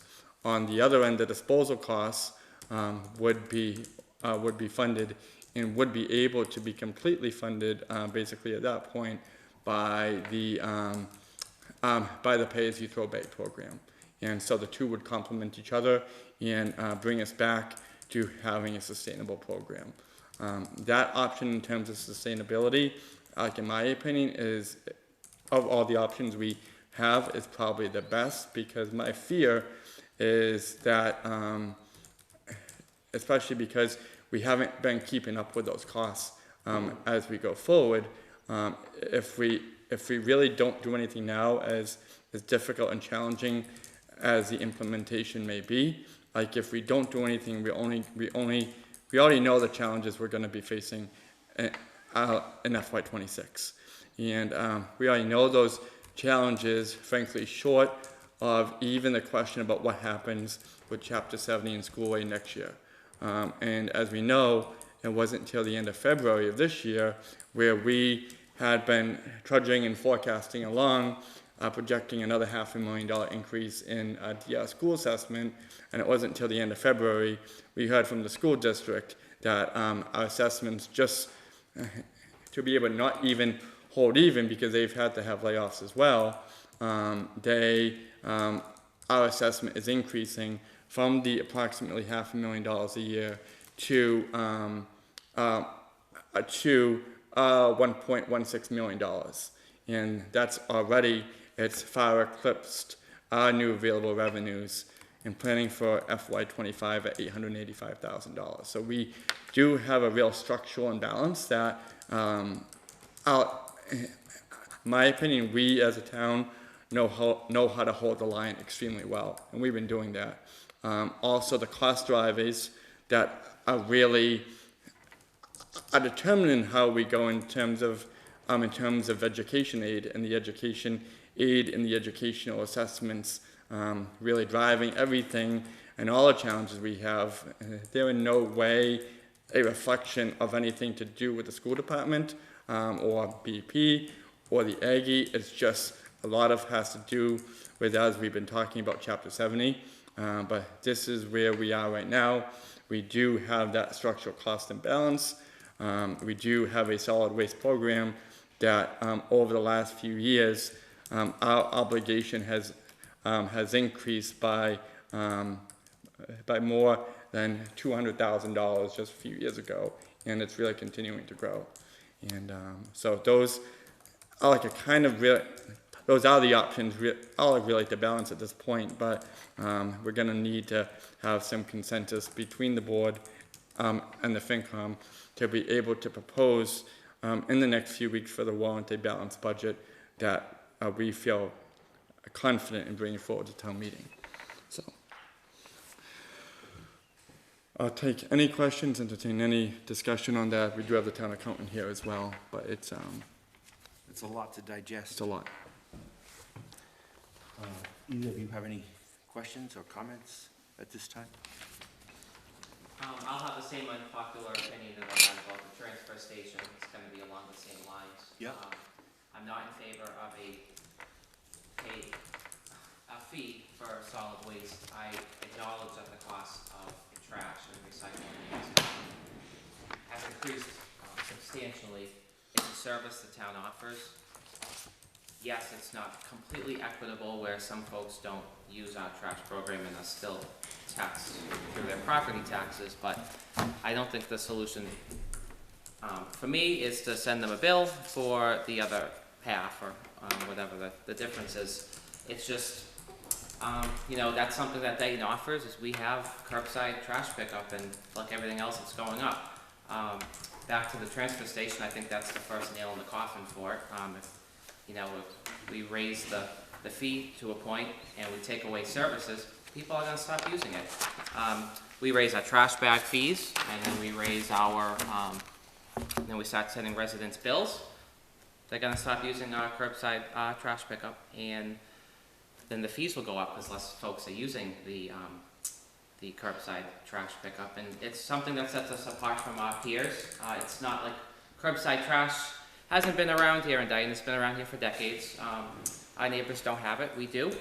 I think that we're in dire financial straits right now, and we do have a debt exclusion for the future. If it fails, which I certainly hope it doesn't, we'll have to look at that service, because it's a service we offer. And we'll have to, I think that's the time to discuss it if the residents fail a debt exclusion. But for right now, it's a service that we've offered. We've offered it for many years. So I think until we know where we stand with the debt exclusion, I would like to see us move forward with funding it through free cash as a one-time only, knowing that that's not the best. You know, that's not ideal, but we know we're not in ideal times, but we do have a plan for that going forward. We have a debt exclusion that we're working on, so that's my comments. Nicole, do you have any? No. I don't think taking money from free cash is the answer. I think it's just kicking the can down the road and makes it twice as difficult for next year. One of the things about trash is it's a necessary evil. I agree, we've offered it for years and we should continue offering it, but it has to be something that can be self-funded. The cost of trash is outrageous. As Mike was just saying, it's gone up substantially and more than the cost of living has. But if we're going to continue to offer that service, there are ways to help pay for that service. One of the things that we were talking about was around a $200 figure, billed quarterly. A $200 annually fee billed quarterly. Right, the 200 was annual, but Yes. the billing was quarterly. Yes. Actually, no, twice a year, I'm sorry. Twice a year? Twice a Okay. year. Sorry. With a discount for seniors. The seniors would pay a 50% discount, so they would pay $100. There's also an option to opt out. So if you have a trash private hauler now, you can still have that private hauler and not pay that $200 fee. But to me, it's a responsible way to pay for it, and it's not a new idea. Most of the communities around us have the same program with considerably higher than what Dayton is proposing. We don't look at other things like the library and say if you use the library you have to pay a fee. Or if you have, well, we do for water, but if you use other services in the town, you don't necessarily pay for them. But if you look at the numbers and what we take in from trash and what we spend on trash, there's such a huge difference that it's a way to get a source that's going to fund it for several years. The problem with taking it out of free cash is, like I said, it kicks the can down the road. What do you do next year? Even if the debt exclusion passes, we will still be left with a deficit, because that debt exclusion is only going to cover Bristol Aggie and Bristol Plymouth. It won't necessarily cover anything, it won't cover anything beyond that. So I would be concerned that even if it's a one-time debt to free cash, it doesn't answer our problems for the future.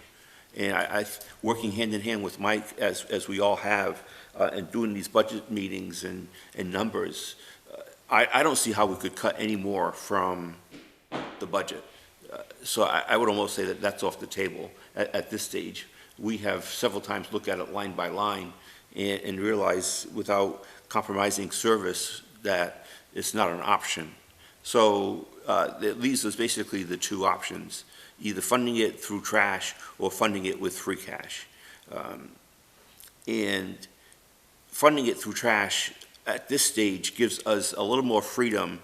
We wouldn't have to cut as much from the budget if that's what we chose, or can certainly fund some of the warrant articles.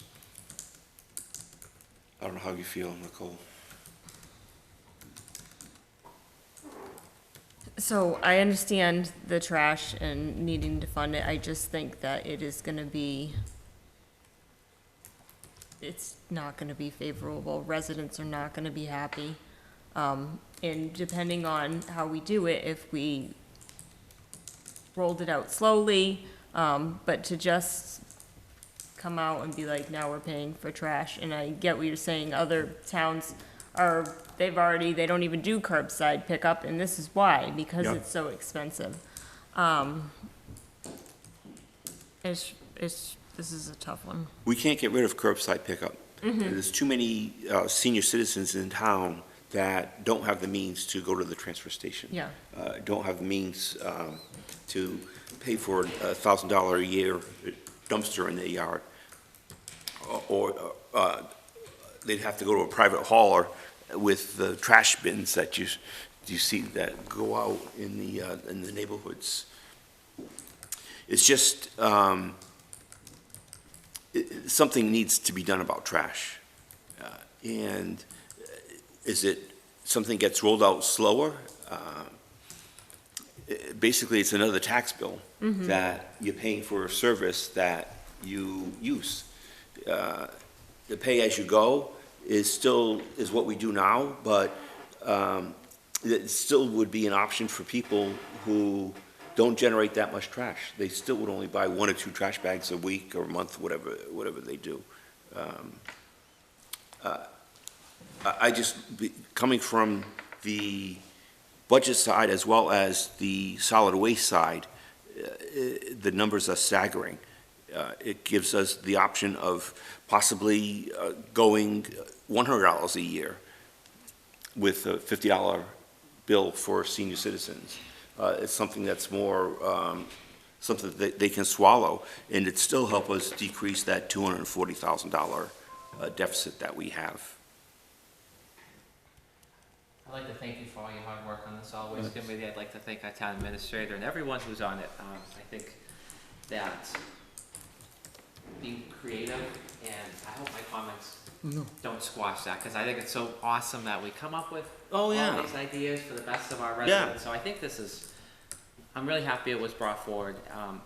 Did the solid waste committee discuss, so it would be another tax bill, would it be in with the quarterly tax bill, or would it be a separate billing? Did we ever determine how that was gonna happen? Yes, it would need to be like a separate biannual bill. And who would send the bill, and how much labor would that cost? Yep, so we worked with, the bill, the invoices would be, and they would need to be committed by the Board of Health. And the Board of Health would be responsible for maintaining the database of really who's in, who's out, who are seniors, who aren't, who has opted out completely. Based on that information, the Board of Health would, they would what is called commit that list to the Treasurer's Office, and the Treasurer's Office would do the billing. The cost for all that are already included in the total aggregate cost to be able to fund the curbside trash and recycling, and what our contract is with Borges plus those. So that is built in there, so we don't absorb, so the billing, the postage costs that we would absorb, would be built into the rate. And I think we estimated it to be about 25,000, correct? The billing and postage is 12,500. The fuel escalator, because fuel has been everywhere, that whole total aggregate is 37.5 at this point. And was the proposal, was the estimated cost for trash bags, was it 20, it was go from $20 to $27 a roll? Is that what it was gonna go to with, the figures that I saw? Based on the solid waste committee proposal, the cost of trash bags would remain the same. It would remain the same? Yes. Okay. So my concern with that is a separate billing. We work in a clerical environment at Town Hall. I feel that that could raise, you know, we just went through a wage and classification study and we looked at all the job descriptions. I feel like that would change the job functions of the Board of Health. I feel like it would change the job functions of the treasurer collector, and that would cost money in salaries. And we also have here looking at positions on a case-by-case basis. I just think taxing folks with the trash bag program, there is some, I have a family, so we have, you know, we put a lot of trash. So I do pay a little more than, you know, someone who's just a single person, and so there is that, you know, you pay as you throw, so that, but I think with it, the cost of trash bags at a certain point, but it won't go up, so that's fine. So I guess I'll go back to the labor. I'm concerned about that. You know, there's only so many resources at Town Hall, and I agree with you that free cash isn't the best option, but I just think it's a sign of an unhealthy economy and an unhealthy balance sheet that we have right now, but we all acknowledge that. And I really think the debt exclusion will guide us, because if it fails, I think trash, that will totally guide our discussions in trash. I feel, that's just mine, and I don't want to keep going around in circles. No, that's so fine. That's all I have.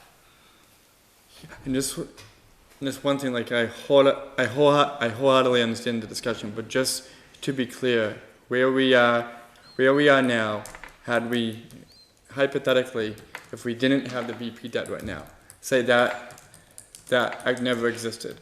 So we were trying to balance with what we are at right now. We would still be in how we would be forecasting into FY26, not having any need to do anything. Hypothetically, if we had no need to do anything with BP, we would still be in a deficit going forward. What are we talking about? About 60 grand right now. Okay, that's And I mean, significantly less than 200. But the challenge is we're capping out in all of our revenues. We have always tried to project conservatively. There are some of our revenues that are still pretty conservative, but they're the highest they've been in a while. And so, and what I'm particularly concerned about is I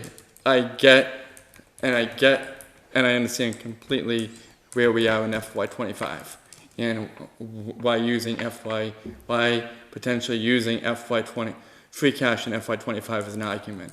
But I am very, very, very concerned at this point about FY26 because we're not going to have, especially if the school district comes back with another $1 million increase. This year we had ability to very strategically tap into our local revenues to make a lot of that up. Next year we're not going to have that, and it will compound everything else we face, and which will be the BP part of it will be helped by debt exclusion if that's approved, but we're still going to have structural budgetary issues. And I just want to, that's not, I promise you that's not argumentative in any way, it's just what we're forecasting right now. Do you know if there was any departments for FY23 who had a large return to the town? So we did zero-based budgeting. We started from the bottom, we built our way up, but they still returned a large lump sum, say 25, 50,000 back to, as excess money back to the town. Because I think we could look at those departments closer. Yeah, and just drawing off the top of my head, one of the examples of that was a health insurance budget. We always have to have a buffer there based on potential movement. That turn back was about, I want to say around $170,000 last year, but we have to have that room because if we have any qualifying events happening mid-year with our employees, we have to be able to and ready to absorb that. I do think in and I do recall in FY23, The police department, because of the movement that's been happening there, they've had some, they did, I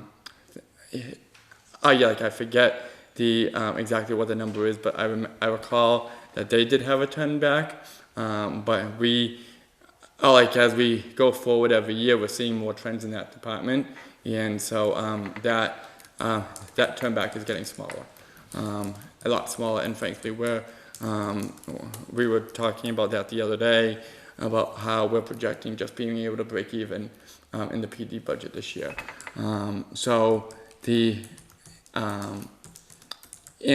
Really the, as I was mentioning earlier, really what we really, and the town accountant, please correct me if I'm wrong, but where we really saw what was generating free cash at the end of '23 was those areas where we projected revenue conservatively. That's no longer going to be there because we just in our projections we're increasing our reliance on the ambulance fund by $75,000. We've very strategically are increasing our projection in the building permits and licenses. That whole revenue line has not been what it's been in the early 2020s. We also, just in terms of those revenues, we've also had an ability, thankfully, to increase our excise tax projection. We've had to do that strategically because if you look at our total year collections that we've been getting, that revenue actually totals around $1.6 million a year. That revenue this year, planning for FY25, I believe is projected for $1.2 million. But that 1.6 million has always been predicated on people paying their bills late. And so we don't want to get into that hole either, because we don't want to rely on our revenue and having our residents pay their bills late. So we've been trying to be very thoughtful, but to your point, Selectman Pacheco, about free cash and what's generating it, we have really been laser focused on that. My last comment, and I'll let my other members speak. I No, promise that's I'll be all right. done. Is there any way we could get a list for maybe our next meeting, or of just departments with major turnbacks? I would say anything over 25,000 would be a major turnback. Would you agree? Just because I think that helps with the decision making. Because I give you so much credit. You can't talk about a budget in Dayton without saying the words zero base. And Right. you brought that to us, so thank you. And I think if anything, it adds transparency to our budget process, because you can look at a budget and you can see where our department heads are saying how they're going to spend their lines. But I think if I know as a selectman who's turning back money to the town, it'll tell us how healthy it is, because we can always tighten it up. Sure. But I just want to say, if there's any departments at home, that doesn't mean I want you to spend so that way you don't turn back money.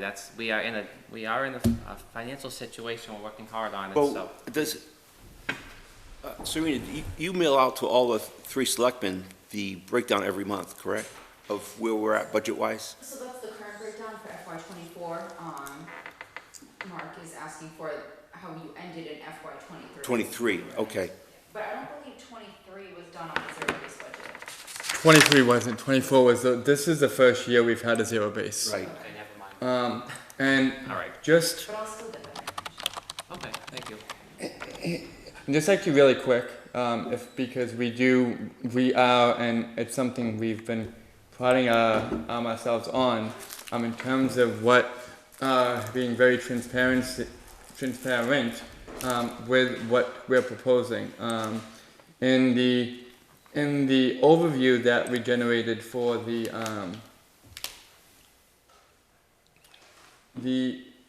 FY, had the special town meeting in October. We did give a free cash overview. Our free cash in FY that was certified in FY24 was $1.6 million. Increase in one-time revenues, 2 months of health insurance. I'm sorry, I was wrong with the health insurance number. That turnback was actually $300,000, because what we didn't anticipate in FY '23 was actually 2 months of premium holidays from our group health insurance provider, which was great. It helped our employees as well because the premium holiday for the town also benefits the employer contribution as well. So that helped. I don't have a number here, but I said police department staffing changes also contributed to higher than expected free cash certification. We can get you that number. And as I mentioned, we also had also had a lot of outlier revenues as well. But we can follow up and I can provide you that breakdown because it all was used to come up with this information. Awesome, thank you. No problem. Okay. Nicole, do you have anything else? No. I apologize if I beat any of that to death. It's just, No, this is it what had we've to been be living done. and it's.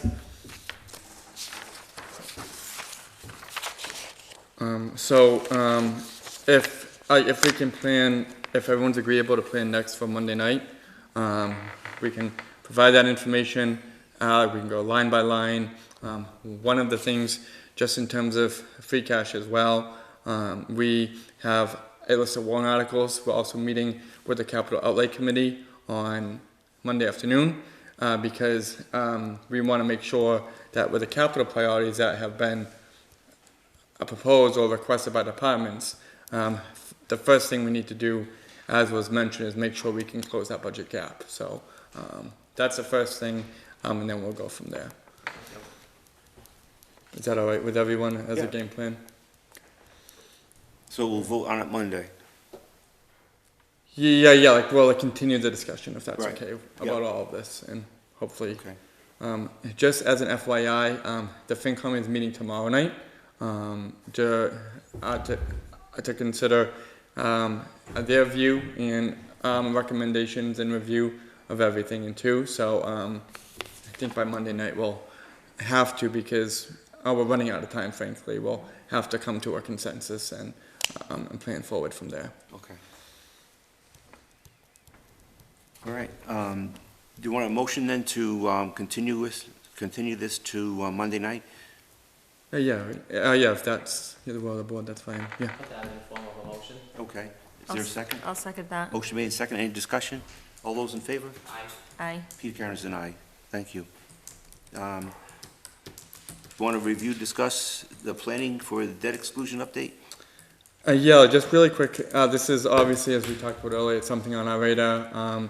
The Department of Revenue does have an overview that I provided in the packet to everybody as well. I've also reached out to the town clerk to ask her to reach out to the Secretary of State's office to ask about scheduling a potential debt exclusion vote on the November town election. Whether we could do it all under one ballot, whether we'd have to have a separate town ballot. In terms of everything else, we've been honestly so focused on FY25 so far, but it is on our radar, and I'm happy that we're planning. Discussing a plan and a path forward to propose that at this point too. So. Great.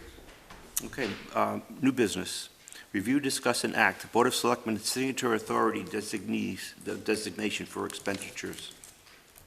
Serena? Do you mind if so this request does come out of my office. With the Municipal Modernization Act, it allowed boards and committees to designate a primary person to authorize bills and payroll, and then a secondary person. Typically, the primary would be somebody from the select board, whoever is most available to come into town, sometimes as an as-needed basis for approval.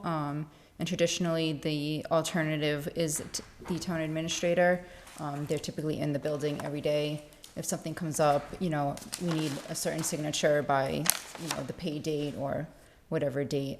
Typically, Mr. Mullen is available. And then if neither of those people are available, then it does revert back to the majority of the board would need to sign, which would be 2 out of the 3, which is currently how it's been since Mark Pacheco was elected. That voided the previous one. Right. Because, he didn't agree to it. So now I've just requested a new form for this year. Okay.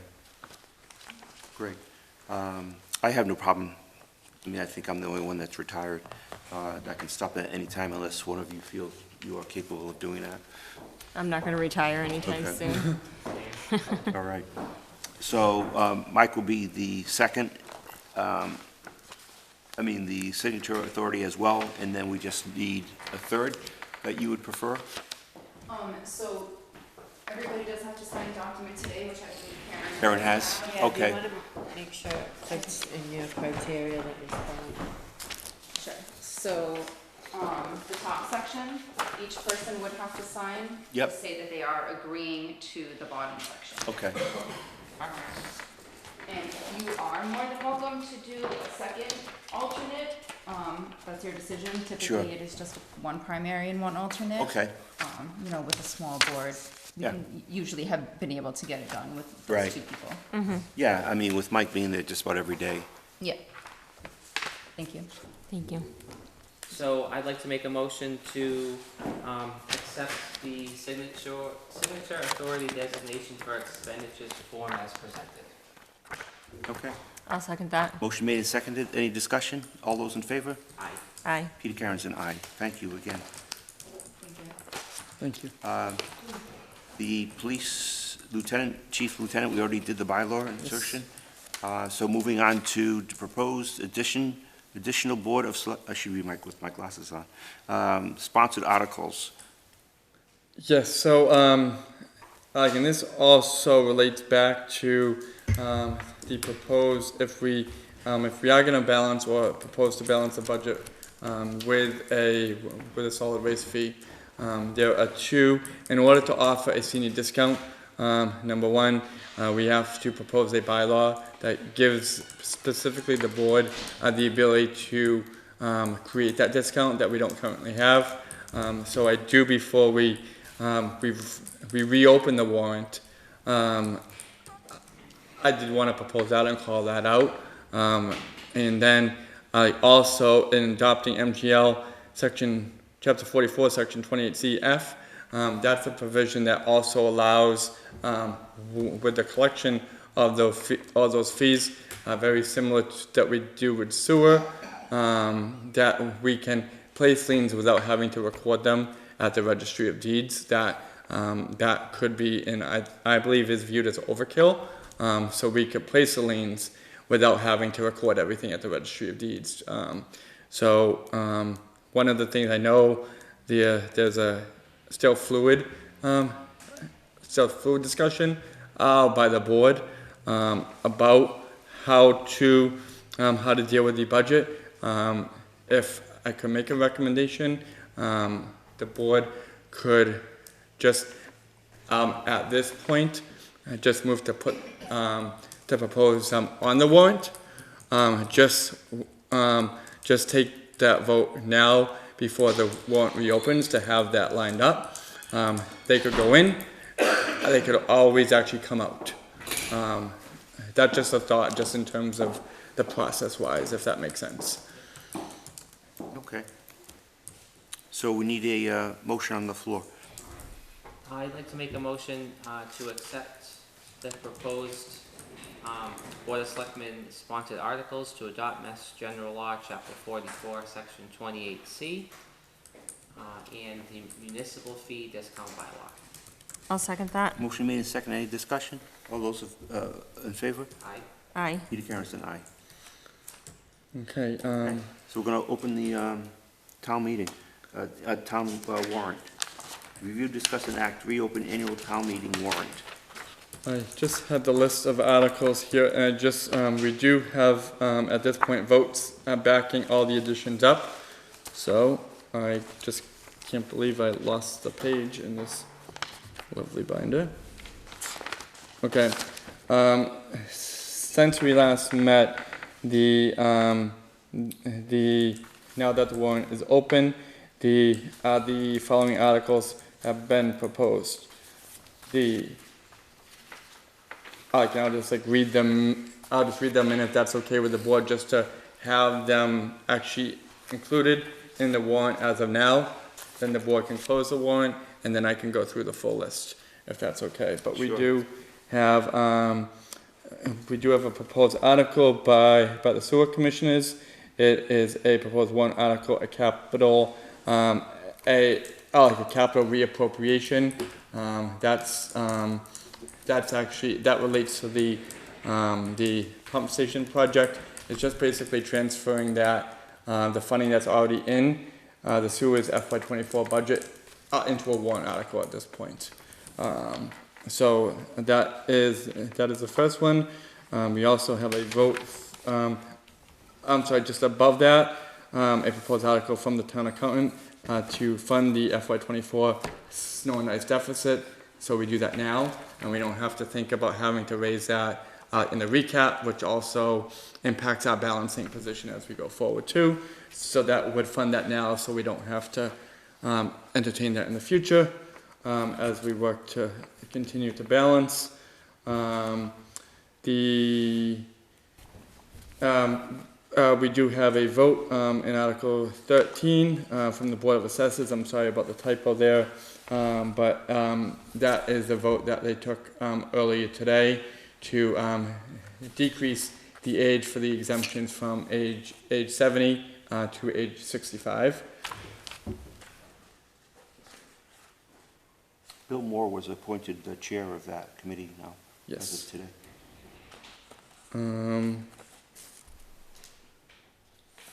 We have, we now have the, we have the municipal fee discount bylaw. We have the chapter 44, section 28CF as well. We also have the one other question, Selectman Pacheco. We wanted to have a placeholder just for the bylaw you discussed relating to the accessor, until this accessor is named. If that's okay, we can get back to that. November. Okay. Yeah. Okay, we'll cross that out. And then we have the police chief hiring process bylaw and the deputy chief hiring process bylaw. And then we do have the vote from the Board of Assessors for each of the 3 pilot agreements that are proposed at this point. I think that's everything. Yes, Serene, did I miss anything? No, I just missed which one was getting crossed out. Oh, I'm sorry. Number 34. Okay, thank you. Yep. And so that is a full list with everything that has been officially approved since the last meeting. So that exists, the warrant as all the submissions have come in.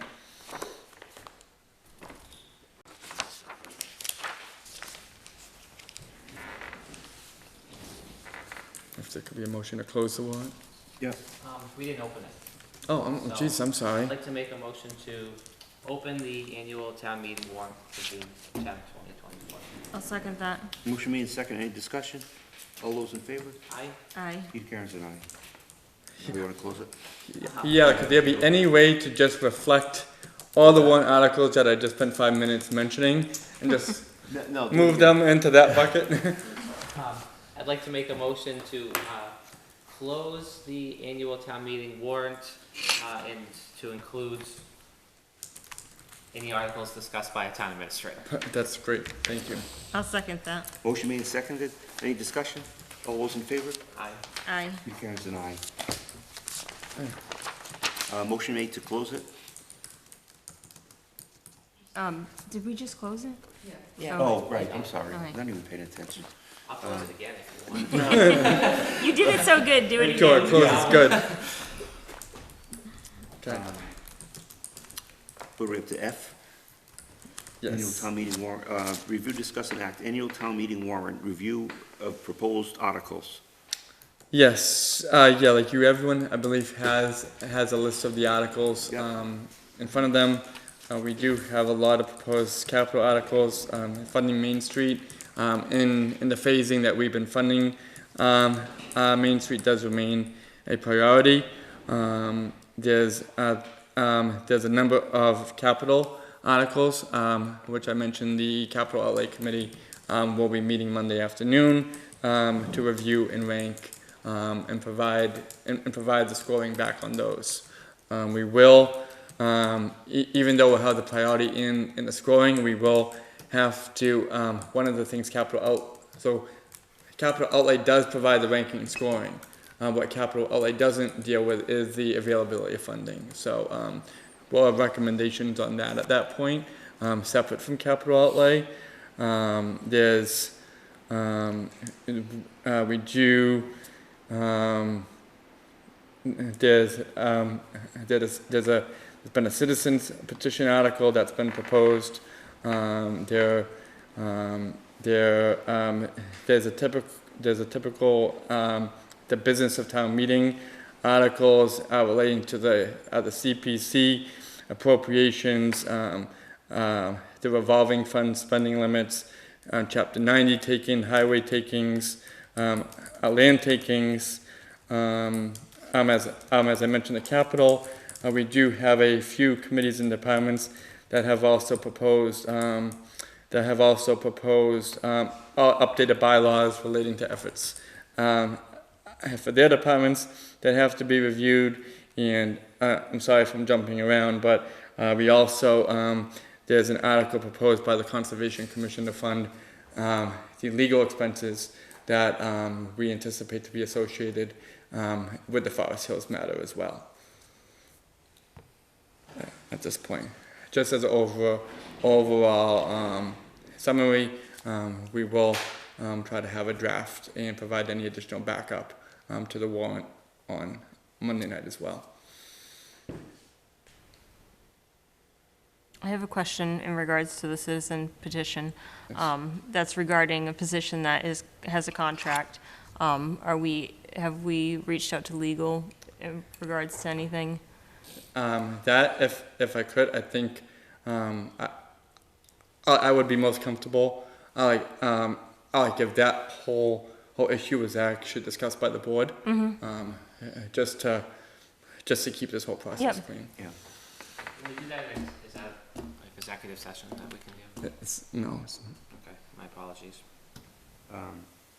If we want to, we can discuss it now, which I thought we would have to reach out to legal to get his or their opinion on, in the event that the petition does pass, what are our obligations to buy out, pay out the town administrator's contract.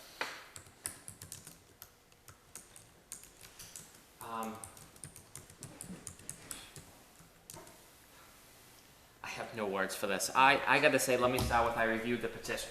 Okay. So that's what I do for a living. Yeah.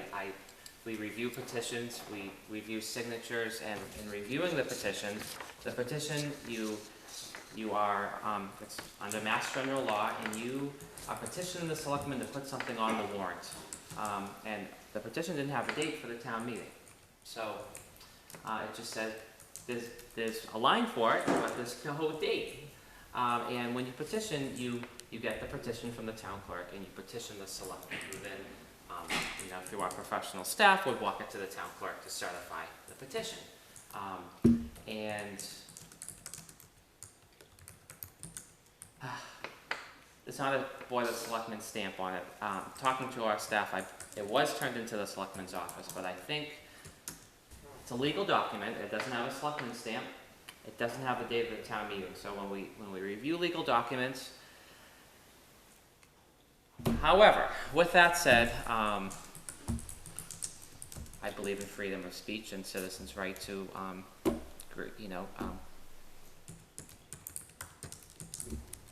it's a free government. So I think when you do business with your government, we didn't catch those things, but it should have been caught, because this is important to discuss. So I just, I love my bylaws. We've got to work on the citizens petition thing to make sure that doesn't happen again, because it's a petition form, it has to be filled out completely. So I'm not proposing to, I think it should go on because the citizen did do the work, but I want to make it so that if it's not done perfect next time, it doesn't go on, because I have a problem with that, especially when that's how I pay my bills, is through petitions. So I have a problem with that. I don't think there's an issue with that at all, with what you're saying. It should have been done the proper way.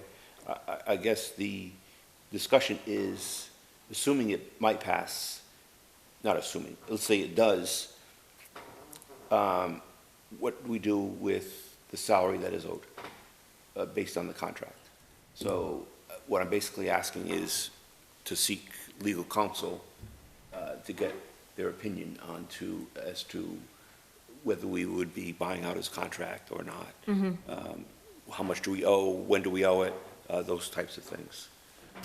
Can we look at it even broader, this whole process, like what?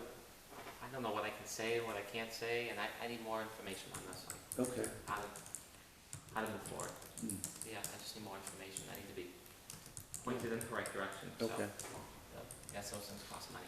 Yes, unfortunately they do. But I need guidance, which I'm sure the both of you feel the same way. And unfortunately, we can't turn to the gentleman who gives us that guidance. So we'd have to go to legal to get that opinion. Yeah, I would make a motion that we return to our town council to discuss the contractual issues and also the can and can't, so what we can do to approach this topic moving forward. Any help with that? Right. I'll second that. That was made in the form of a motion? Yes, sir. Okay. Motion made and seconded. Any discussion? All those in favor? Aye. Aye. And count as an aye. Mike, a quick question. Can we, the three of us, be on a conference call with him? Or is that would be considered a meeting? Yeah. I would, I think actually keeping everything separate, I think Karen trying to coordinate. Can answer that, Karen? Having a meeting. That would be a meeting? That's a good Yes. HR Yes. job. Yeah. Thanks, Okay. Karen. So I think if we can find a time that the three of us can be there, as opposed to just one person, then coming back to the other two members, oh, why didn't you ask this, or why didn't you ask that, that we do that. Karen will have to find out what we can and can't do, so I Okay. think that's your first step. Okay. Okay, thank you. Okay, back to the warrant articles. Yeah, so as I mentioned, we'll have a draft, a first working draft of the warrant on Monday. We will, just in terms of timeline,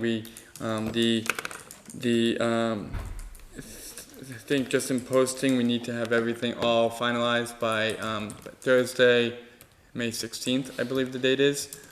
So we have some work to do in the next few weeks, and we'll do it and we'll get it done, but we are working based on that deadline right now. So I'm busy. I want to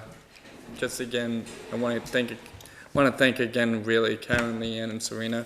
It's been a team effort, labor of love. I think I can be annoying sometimes, and I really want to thank them for their patience with me. So Just on that line, I want to just feel out the board. I think like some other towns, they post we've done it in Dayton too, sometimes educating people on what they do, because we don't really know what a town administrator does or a human resource coordinator. I would love to see our staff I kind of throw Leanne out there, because she was so good on our website, and I'd love to see Spotlight. your town administrator report. You did so many things, and but not just you, all of our town employees, because I think it's a symptom of educating the public on what we do, what's a selectman do, what's a town accountant do, so I think it'd be cool if we did if I challenged our staff to do a Facebook post a week on just a member of our staff and what they're working on, here's a picture of town accountant working on spreadsheet. Our signature authorization form, anything like that, just seeing, I think so many of us get our news from social media and just seeing bring town hall to you, seeing what people do, It brings the human aspect. People just see your name of what you do, and they don't think of you as a person. Right. So I think that's a great idea, like a spotlight of. That's great. So I don't think it needs to be a motion, but it's just a challenge I have. I don't disagree. Thank you. Thank you. Thanks. Okay, that's it for town warrant, proposed articles. Yes. So is a review, discuss, and act? We've just reviewed them, there's no, No, there's no action at that point. no I'm sorry, act. that was extraneous, but Right. we just wanted to have it there. Okay. Then G, review, discuss, and act, board and committee technology / laptop protocols. I asked for this to be on the agenda, and basically, just because I watch other boards and committees and see what, you know, I know there's some board members who bought a laptop, and I don't want to, I think as an appointing authority for boards, not all of them, but some of them, I guess I want to back up. I know we made that room in between the selectman's office and the town accountant's office, as I believe that was a workspace for our boards. And I remember way back when I first moved to town, listening to board meetings, and board members would, you know, the CPC and other boards would complain that they didn't have a place for a file cabinet, or, you know, they didn't have a laptop or a desktop in town to work on. So I believe that's kind of how that room came to be. You know, it's a place for our boards to go. And so I see that, you know, we get a stipend. So I feel like if I need technology, I'm going to buy it through my stipend, you know, that I would use for the town. But I feel like we, as a board, I just kind of want to feel you guys out on what you thought on it. Maybe we could work on it if it's something you like. I worry about, we have a zero-based budget, but I'd like it tightened up. Like, where do we draw the line? Are we going to buy cell phones for board members? I'm not talking about professional staff. We have professional staff that work for our boards that have laptops and maybe cell phones and technology, but we have so many appointed boards that are under our jurisdiction. You know, I feel like the Board of Selectmen needs to give some guidance to our appointed boards. We spent a lot of time today discussing our budget deficit, and I prefer the town to make an investment in a desktop for town hall, and that's where our board members could go to review plans or permits or do their work. For any board that falls under the umbrella of Board of Selectmen, you know, not for our elected boards or. So I don't know if that's possible, but it just, you know, we talk about our policies, and I heard it come up, and I watched it, and I just want. So I guess I don't understand what you're looking for. Are you looking to purchase one? No, Okay. no. I'm Just looking for direction from my colleagues Okay. on if that is a concern of yours, and should we draft a policy on boards that are appointed by the selectmen on, you know, it's technology, you know, our purchases of laptops and cell phones, and even maybe the risks that are involved with that. you Right. know? One of the things, I guess, is they all have budgets that technically they can do what they want with them. Right, right. To isolate just technology, I guess if you're the Council on Aging and you need a computer, why that as opposed to some other purchase do you have to come to the selectmen for, or say? Yeah, no, I hear you. Because I have $800 in my budget to buy one, and I need one, you've appointed me as the head of this department, then let me just go buy one. Not for departments, not for our professional, like account. I'm saying like our almost volunteer boards who have. Okay. Like for instance, and I'm not the, like the historical commission, right? They're appointed by the Board of Selectmen. They fall under our purview. I'm not saying they can't get one. I'm just saying I almost want to see like an extra hoop that we have to jump through. I'm just worried about us growing this technology.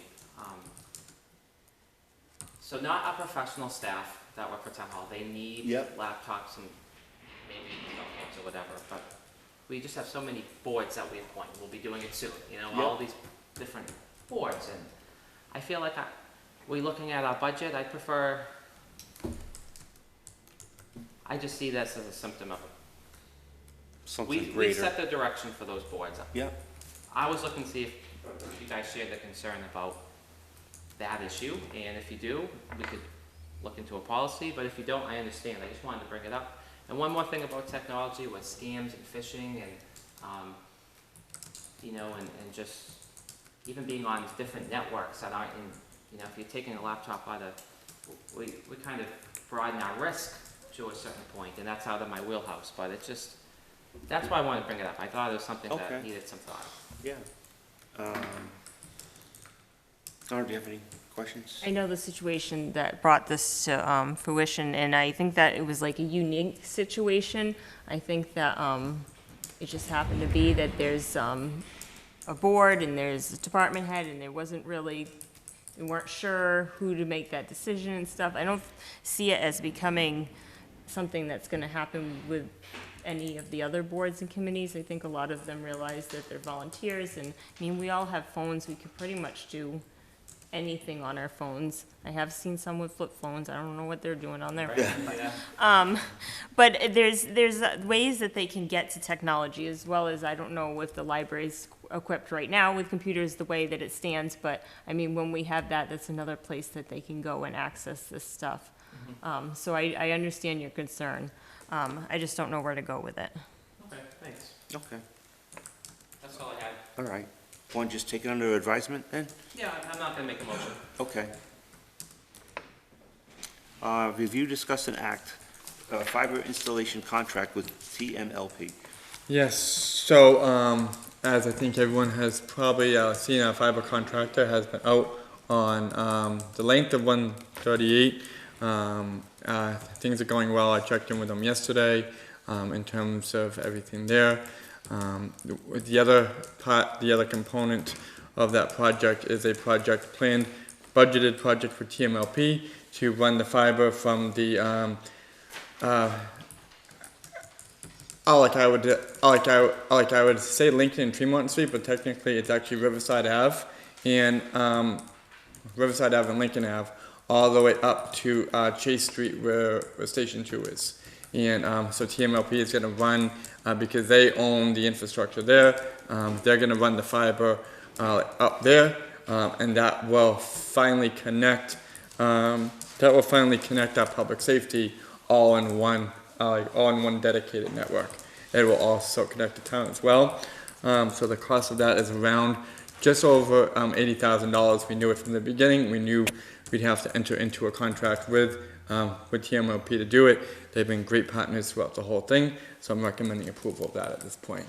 Okay. And we are on track, I'm proud to say, to close out that grant by the June 30th deadline as well. Awesome. So that's, June 30th is like D-Day for a lot of things right now, and that's one of the things as well. Just there's that fiscal year budget, ARPA, and then the other water district analysis as well. Those are just three of the major things that we're trying to wrap up before June 30th. But I do recommend approval of the TMLP, and if the board would be entertain authorizing me as a town administrator to execute that based on the board's approval and authorization, that would be informed. Okay. You guys have any questions? Sorry. No, why do you apologize? I don't know. The only thing I noticed, it said if that they have to make any easements, it would be that it would be the town's burden. Was there any anticipated? No easements are needed. Like I did. Taking or any of that stuff? No. No, I think that's just perfunctory language. But and if any of that was needed, we would know way in advance. But the pole infrastructure is already there. Perfect. It's using everything existing. Thank you. Okay. Nicole, do you have anything? No. Okay. Well, great. Is there a motion on the floor then to approve Mike to enter into a contract with TMLP?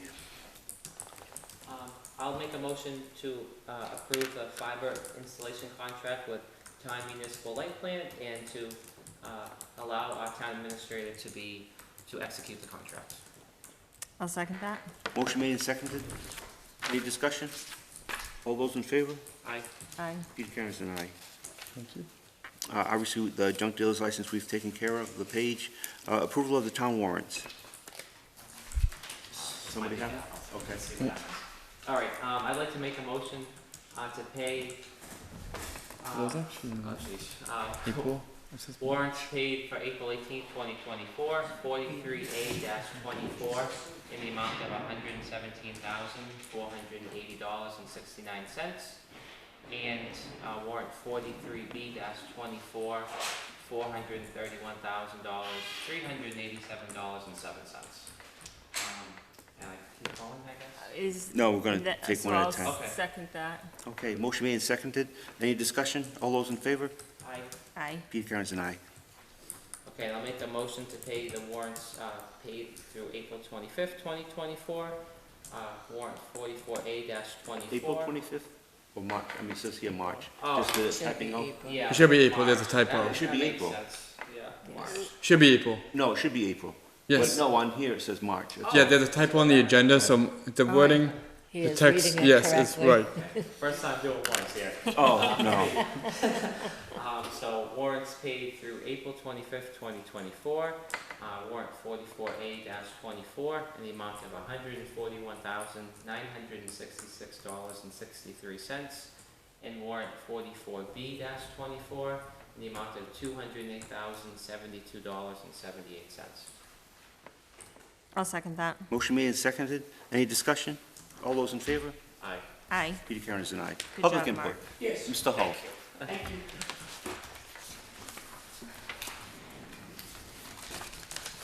I attended the school committee meeting last night. And the first item, Mr. Mullen alluded to the possibility of increases on the school budget over next year. Well, last night, they talked about a strategic plan. And those increases are not just for 1 year. Student Opportunity Act, established by the Department of Education, is to project spending over a number of years. So DDS will know, anticipate what they need to fund districts, but also to give school districts the incentive to plan for the future. It's no question that Bill Rooney goal is one of excellence and making that school district something that will be well respected throughout the state. And the numbers that were mentioned for district-wide averages out over the next 3 years, each year, an increase for Dayton of between $1.1 to $1.2 million per year over the next 3 years. So, Mr. Mullen, that 1.1 you were speculating, that is something that's part of their strategic plan. For Dayton and Rehoboth, the total would be, over the next 3 years, district-wide, $7,663,392. So, as you figure your budget, prepare on increases. Secondly, they have expanded the role of the athletic director. He will now be in charge of overseeing athletics, grades 5 through 12, and they hired Matthew McKinnon, who is a unified sports enthusiast, and he will be working closely with Mr. Smith and Mrs. Mello on those programs, because I know it's near and dear to both of them as well. The third issue, on Saturday, June 1st at 10 a.m. at the Dayton Middle School, there will be the dedication of the gym for John Massarelli. And now, the fourth item. Nothing to do with the schools. I am very glad to hear that on the article regarding the town administrator, you are going to go to legal counsel. Because I want to advise you of something. 2 years ago, I anticipated this coming. That is why I put forth and received support from my colleagues on the board, an extension of Mr. Mullen's contract. This could get very expensive for the town. I anticipated this. And as we were drawing up a contract, I kept that in mind. Thank you. Thank you, Mr. Hull. Okay, we have to now go into executive session on the mass. We have some minute Oh, we meetings. have the, I'm Minute- sorry. Meeting No, minutes, I don't know why I screwing up can't say tonight. it. Okay, approval of the Board of Selectmen special meeting minutes of March 6, 2024. I make a motion that we approve the Board of Selectmen special meeting minutes of March 6, 2024. Second. Motion made and seconded. Any discussion? All those in favor? Aye. And Peter Karen's an aye. Approval of the Board of Selectmen's regular meeting minutes for April 10th, 2024. I make a motion that we approve the Board of Selectmen regular meeting minutes of April 10th, 2024. Second. Motion made and seconded. Any discussion? All those in favor? Aye. Peter Karen's an aye. Thank you. Now we're going to go into the executive session.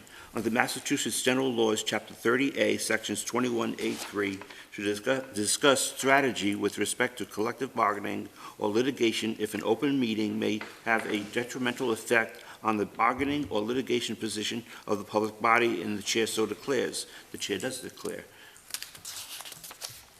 Under Massachusetts General Law 30A, Sections 21A6, to consider the purchase, exchange, lease, or value of real estate if the chair declares that an open meeting may have detrimental effect on the negotiating position of the public body. The chair does declare. Under Massachusetts General Law, Chapter 30A, Sections 21A7, to comply with or act under the authority of any general or special law of federal grant and aid requirements. And approval of the Board of Selectmen executive meeting minutes of April 10, 2024. Okay, we will not be returning from executive session. Thank you, Mr. Hull, for your time.